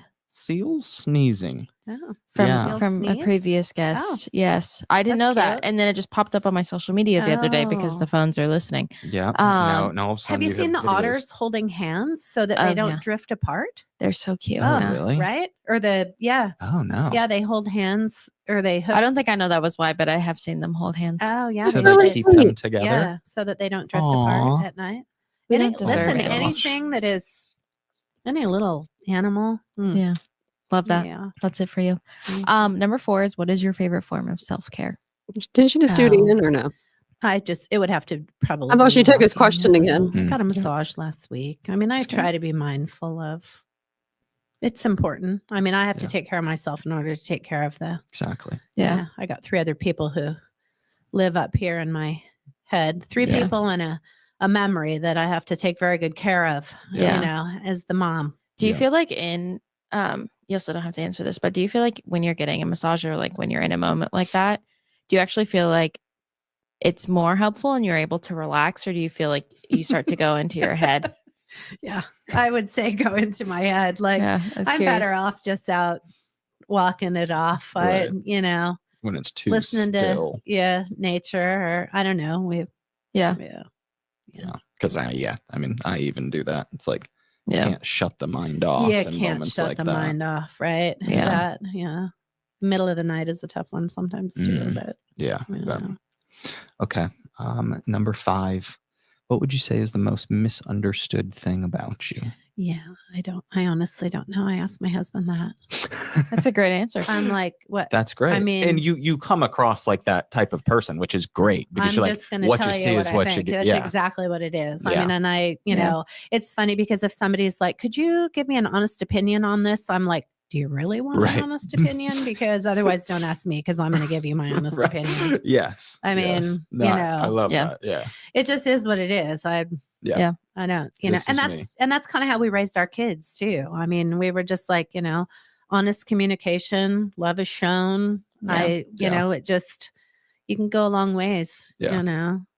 Yeah. Sit down and have a conversation. Yeah, I know. Put your dumb phone down. So we can, I used to actually make them lock their phones up on my bedside table. Oh, wow. I'm like, I love when my kids tell me something and I can call them back the next day and be like, so how did that go? You know, because what that tells your kid is that you were genuinely listening to them. Yeah. Yeah. Care know. about. Actually, one of the greatest things I did with Ethan, he was such a sports nut. I mean, I know you're a sports nut. He was a sports nut. We were Kansas City fans. Okay. Yeah. Okay. Yeah. And so I needed to be able to talk his love language. Yeah. And so I just downloaded all the sports apps, ESPN, Stop. you name it, so that I could call up and be like, oh my God, did you see how many points Klay Thompson shot or made last night? And Oh he my was a gosh. big Klay Thompson fan because Oh. Klay Thompson went to Wazoo, to Oh. WSU. Okay. You know, and man, Ethan, he just lived, breathed, slept sports. He just loved Yeah. it, you know? Yeah. And so in order for me to be like, Yeah. you know, whatever Speaking the his language. trending topic was, yeah, I could That's a good just- mom right there. Right? Yeah. Yeah. And what was even better is if I could call him before he called me. I'm Yeah. like, oh my Ooh. God, did you see You that? got the news He'd first. be like, I just read that. I love when I get to do that to Taylor. It You brings do. me so much You joy. do, because she wakes up before me. So you definitely always do that. I'll like wake up and I haven't read the breaking massive news, Right. but I have a text from her going, "Oh, did you see blah blah blah Stephon got Diggs traded to to the the Sixers." blah blah blah?" Oh, It's yes. like, Right? she loves Right? being ESPN to me. I love it. But it's So true. funny. But it's a good Yeah, it's a conversation, great way to right? connect. It's the same Yeah, thing for yeah. me and Ethan. Yeah. I mean, That's awesome. you know, you just have to find the things that your kids love. It doesn't have to be what you love. It needs to be what your kids are interested in. You Yeah. know? And so you spend a lot of time there. I mean, That's really special. you know. Yeah. I love Well, that. That's great. mhm. Number 6 is who has had the most positive impact on your mental health? Oh, easy. Jim. I mean, Yeah. he knew I was even gonna, I'm like, you know, he knew I was gonna say that, but running in a hot second is our dog. That's Taylor too. I mean, honest to God, Yeah. They're like That's- right. that's They're what I like would say. neck and neck. Yes. Yeah, I would Well, say I mean, yeah. the dog is literally our sweetest Lolly is like Lolly. Yeah. coming in really close. Jim, Really- Jim, watch your back. really, he knows. Lolly's that way for both of us, but I don't know what we would do without that dog. Oh, man, Aw. she's the sweetest. That's She's really- the sweetest girl. That's so special. Yeah, I love that. right? I love good. that. But so it's much. good Jim. answer. We just Yeah. we're so compatible. We're so simpatico, I guess, is Mhm. probably a better word. I've had people actually say that to me, like, you're simpatico. And it's Hmm. like, it's been, I would never want to do this journey without him. Yeah. I mean, I hate to say it. I wouldn't want to do that. Let's be honest. I don't want to do the journey, Yeah. Yeah. but there is not an option. You know, grief is a heavy load to carry. Yeah. You know, but at the end of every day, I'm so thankful for that guy. Yeah. Holy. I mean, it's true. Yeah. And the dog. Yeah. There's a lot to be thankful for. Yeah. Okay. Yeah. Last but Genuinely. not least, Mhm. number 7. And you can take this any direction that you want. Okay. But if you could go back to Yeah. one moment in your life, Yes. what moment would that be, and what would you say to yourself? I don't know what I would say to myself, and it's not necessarily a moment, Okay. but it's a day. Okay. And just prior to sending our kids back to school their sophomore year, we have this home in North Idaho, and they all work at this resort, Hills Resort. And, you know, they'd been off playing. I mean, they literally get off work, jump in the boat, go for a surf, whatever. You know, you just didn't see them. They were coming and going. And just prior to them headed back to college, one day, I'm like, well, I kind of want all that time with you kids. I declared one day only, Uh-huh. 12 hours, Chapin family, nobody else. And it was amazing. I would encourage all parents to do this. Like, I didn't realize it until it was like hindsight, but I'm like, we're going to spend the entire day together. No cell phones. We're going to do all the things. So we started, I have photos of it. We started at like 8 a.m. and it was just the 5 of us. And they even told their friends, they were kind of proud. They were like, oh, we can't do anything today because mom has declared we're going to spend the day together. But I think that they kind of loved it as much as we did. Wow. We love these kids that they were becoming, these young adults. The conversation's different. The jokes are funnier. I mean, Yeah. So we hiked this hike that they're reluctant hikers. I'm not going to lie. Okay. But because we declared this day, they got up and They're hiking. they were hiking. So we hiked and then we golfed 9 holes together. It's a great day. It was a great day. And we then we got in the boat and we surfed together, the 5 of us. And just laughed and played our favorite songs. It was the greatest. And then we took the family Christmas card for the year, which I never actually used. And then we went to fine dine at the same restaurant where the kids work, but they typically work the bar side of it. Okay. So we had fine dine that night and the 5 of us sat out and it was cute. I mean, their friends were like, oh, nope, we know we can't do anything with the Chapins today because it's Chapin Family Day. And I would go back to that day. Wow. Time and time and time again. It was the greatest day. It was the greatest. maybe it was 14 hours. Wow. Just the 5 of us. And we did a lot of things, just the 5 of us. Like, we've traveled to some pretty neat places. And the thing I love about traveling, it puts everybody in a neutral place. Yeah. And your experience, like the rest of life goes out the door and you're all experiencing, that one thing together. It's not, together. Yeah. It's not one person's, oh no, we're going to go here because I've been here before. It's like, let's figure out how to do this together. I mean, one of the greatest trips was down to this little island down in the Bahamas. And, we drove on the wrong side, whatever, the other side of the road. And, all 5 of us are like, okay, watch out, and turn and look this direction. And it's just, you just got to have this experience together. So anyways, so we fine dined that night. And then, it was an amazing day together. So it's not a moment. It was a great day. Answer. But I would encourage all families to just be like, you could, especially as kids get older, go do whatever it is that you want to do. We support and love the fact that you're happy and doing all the things. But mom and dad want one day. Yeah. Fair. And we're so thankful for that day and the pictures that we took that day. Oh, man. So good. I bet. Yeah. That's a very good answer. Right. And great advice. You've had a lot of very good advice. Yeah, I've learned a lot, but do you have anything else? No, I'm just so honored and thankful that, you wanted to come sit down with us, and we're so open, and we're just so thankful for you and how you've carried yourself, but also just like you as a human. Like the things you're doing in this world are so awesome. And I thought about something you said earlier, and this is something that I say about a dear friend of mine who I lost at, I think it was probably 7 years ago. I always say with loss comes light. And you were saying, like, if I touched the amount of people Ethan touched in 20 years, and that would be great. But I think what's cool is the 20 years are still going. It's still 21. It's still going to be 22. Like, even though his physical body isn't here, the things that you and your family have done and are doing, and just Ethan's memory alone, like the people that it's touching, it's going to continue to keep touching people. And that's the great thing about the scholarship. I mean, and scholarships, I mean, that's one way that we could, continue to say, I mean, we've had families that are like, oh my gosh, to be able to go to school on a scholarship that, in Ethan's name, what a wonderful way to continue to honor him. He was an amazing kid. Yeah. He seems like it. And I think I see where he gets it from. Oh, well, that's sweet of you.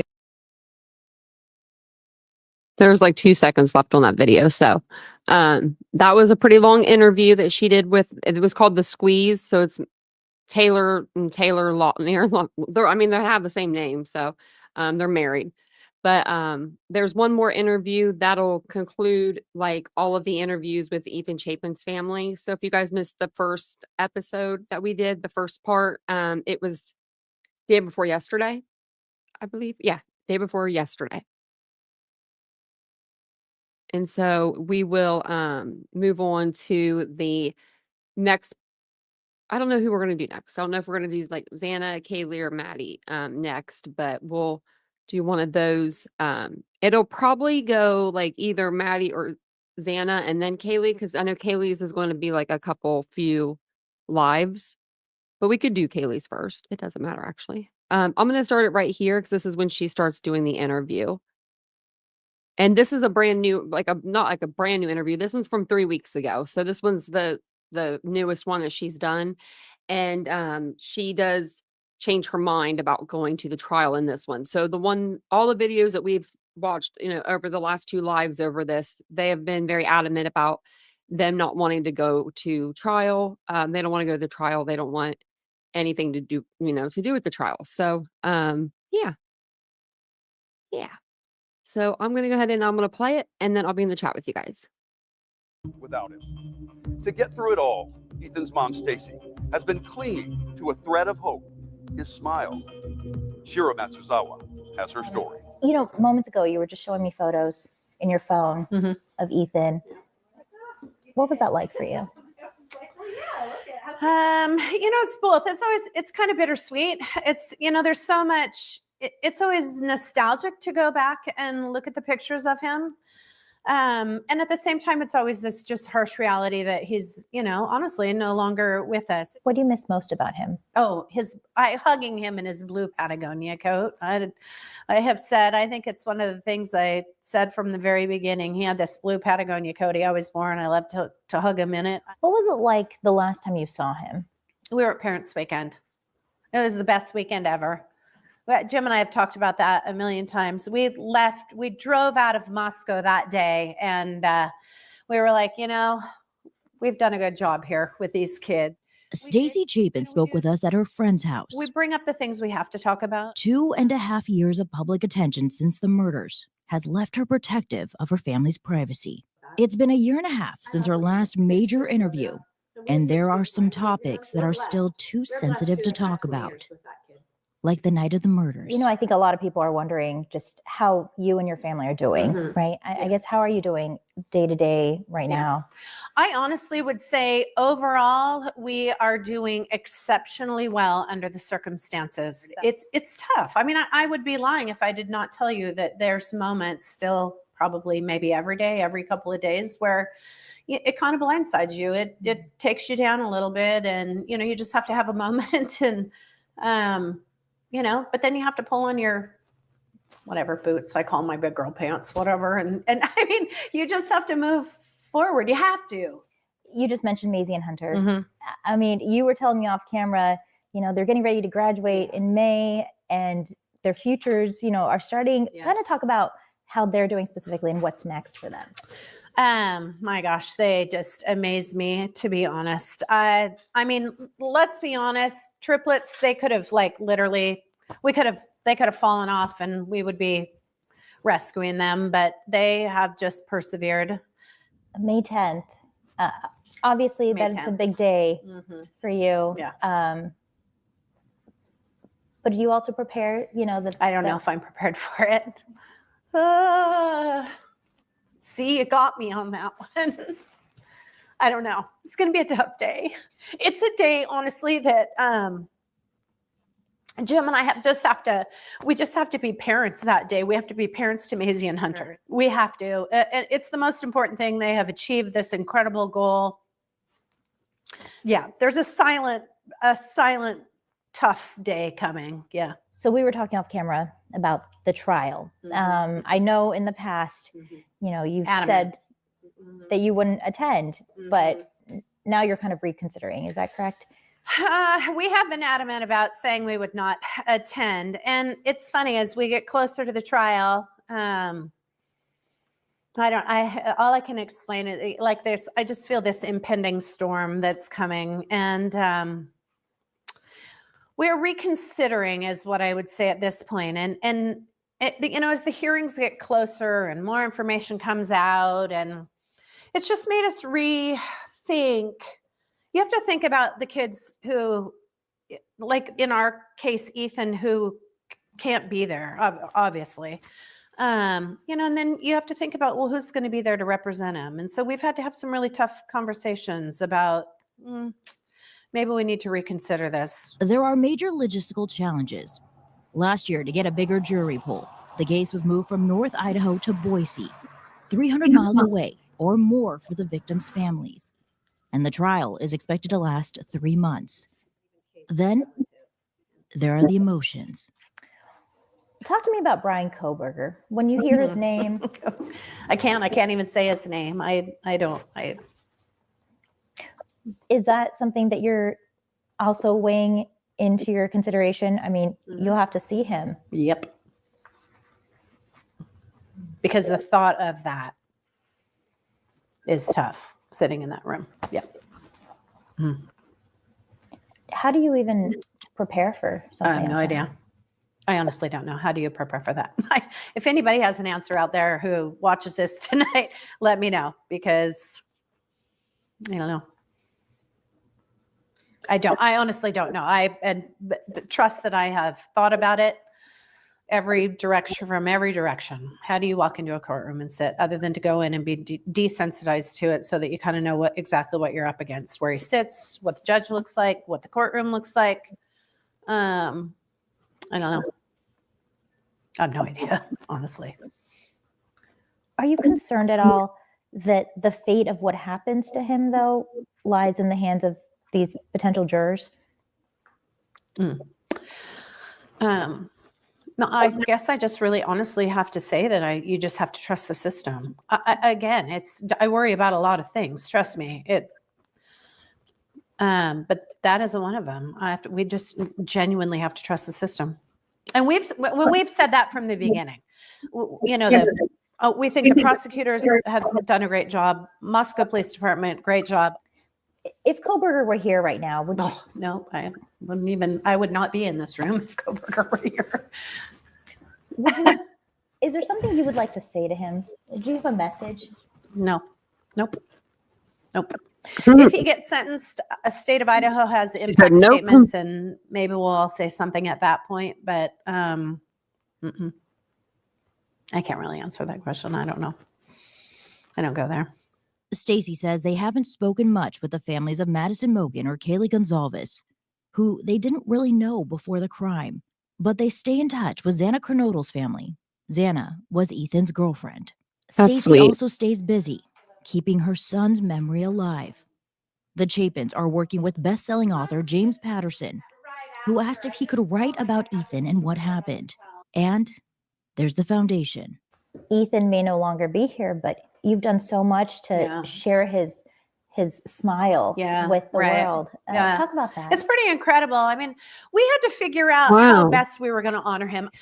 And, we just decided, let's scholarship kids in Ethan's name. I mean, what a great thing to do. We gave our own kids the gift of an education. And what a great thing to then allow other kids to go pursue their dreams and, do whatever they want to do on a scholarship in Ethan's name. The support has been incredible. We have raised and worked hard. We have partnerships with some businesses locally. It's been incredible. We've given, $55,000 out in scholarships already to 35 kids. I mean, what a wonderful way for those kids to be able to go, follow their dreams and pursue their dreams. But we're just fortunate to have had him for 20 years. He was an amazing kid. He was funny and kind. He made sure everybody was included, and he loved life. He loved life, and he made all of us love life.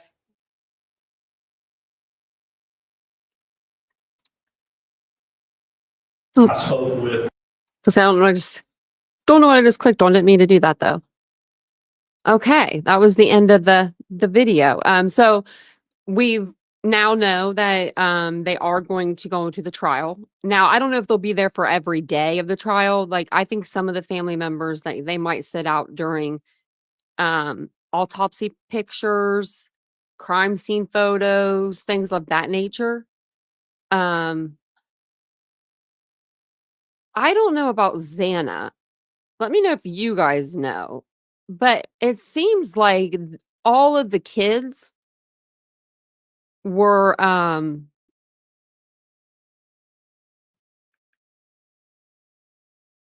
can't think of the word.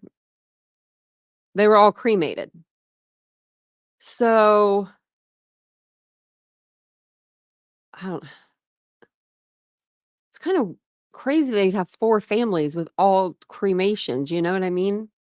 I'm wondering if Kohberger didn't get him in the face or something when he was, hacking away, like, and that's the only way I could put it, but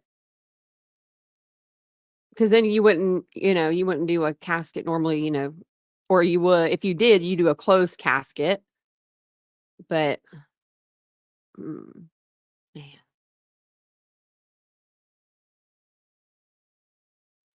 Yeah, so, James Patterson is picking up the book, but I guess he asked them if he could write it, which I think that is, admirable, you know? I do, I find that admirable that James Patterson not James Patterson, but, Howard Bloom, he didn't do that. We read Howard Bloom's book here on the channel. I admire her yeah, I admire Ethan's mom too. They're v they're both very, very strong. Very strong. Hey, Pretty K.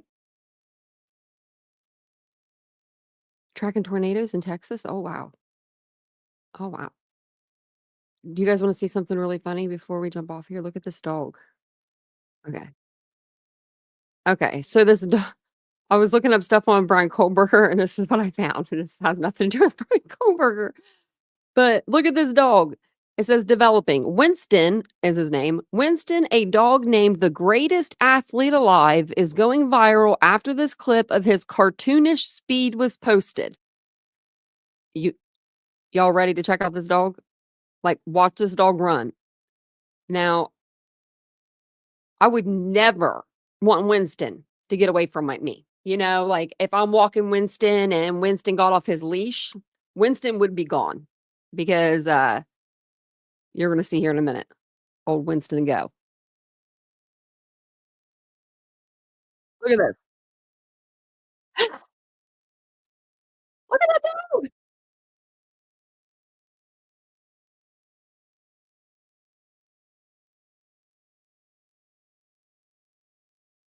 Look at the muscles on that dog. Oh, I didn't even show y'all. Y'all didn't even see it. Oh my gosh. Let me go back. I thought I had the thing up. We'll see I'll play it a what's couple times so you possible guys here. can The see it a time couple to times. beat Look at this dog. 5.944 just set. Oh, that was a great start. You'll see Winston and our final competitor, Reese, next, both wearing a muzzle, just super comfortable and soft. Winston got that done, and you can really see it with the slow-mo, just suspended in midair. Look at the We'll see muscles on what's that possible thing. here. The time to beat 5.944 just set. Oh, that was a great start. You'll see Winston and our final competitor, Reese, next, both wearing a muzzle, just Like how super fast is comfortable that? and soft. Winston. Do we know how fast that is, I wonder? But can you look at Winston right there? Look at that look on his face. That dog's kind of scary. And I thought, and people think this little dog back here is scary, laying on her little blankie. She is too. She's sleeping.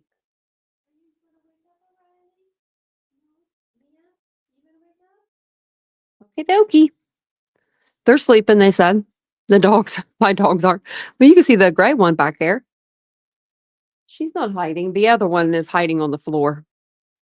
But yeah, that dog was fast, wasn't it? I'm just excited to see something on my X feed that isn't Sebastian Rogers. Like, I don't know what it is. I haven't even been like you go to like my search bar, I haven't searched anything Sebastian Rogers in months. I only searched like Bryan Kohberger, Brian Enton, and then Sudiska the last time. I haven't really looked up for a whole lot of people. What? Oh man. Okay. Let me see if there's anything else on here that we need to look at. I don't think there is. What's this?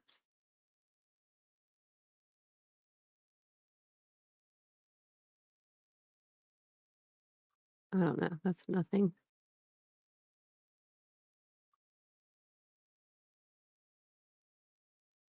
Okay. I wonder what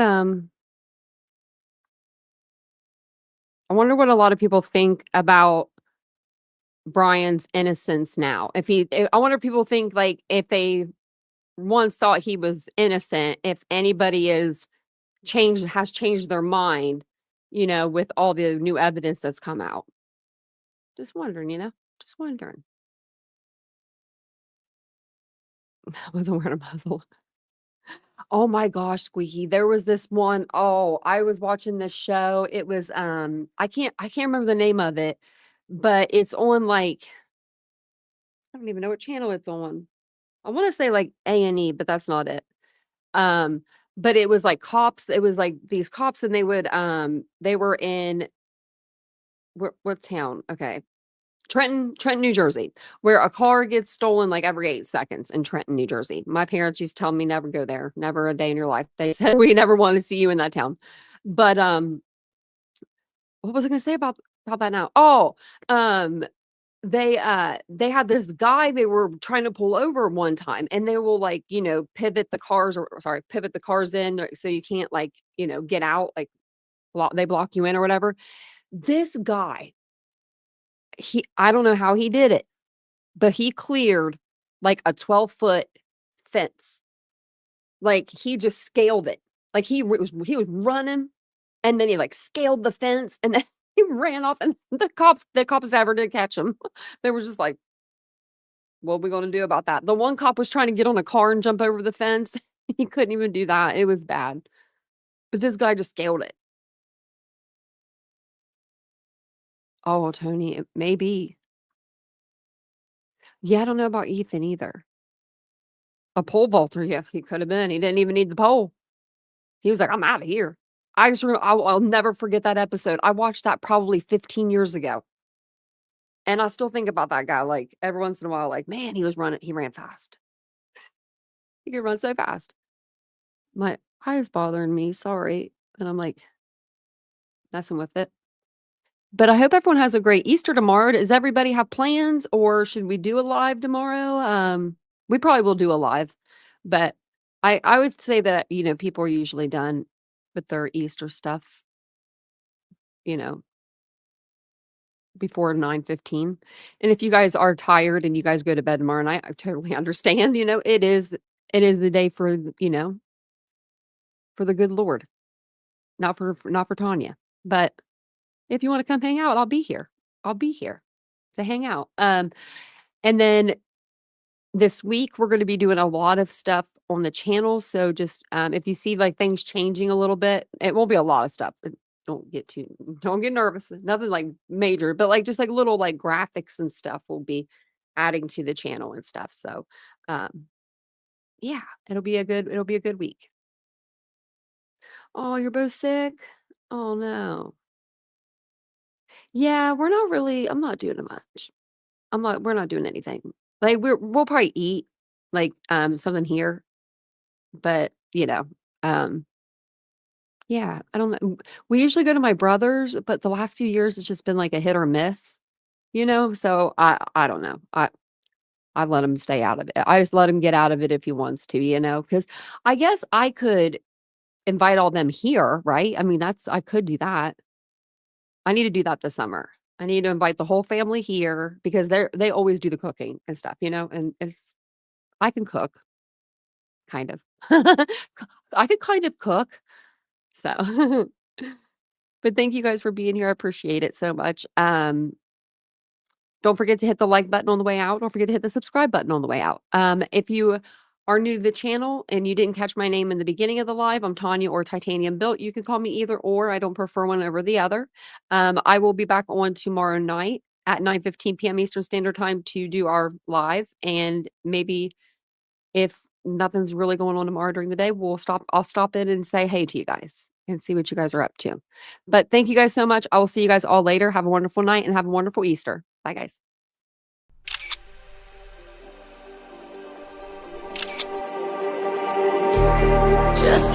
street lights lit this town like a fire in a blaze, gotta burn it down. Can't be afraid to leave this out. We got this far, don't know how.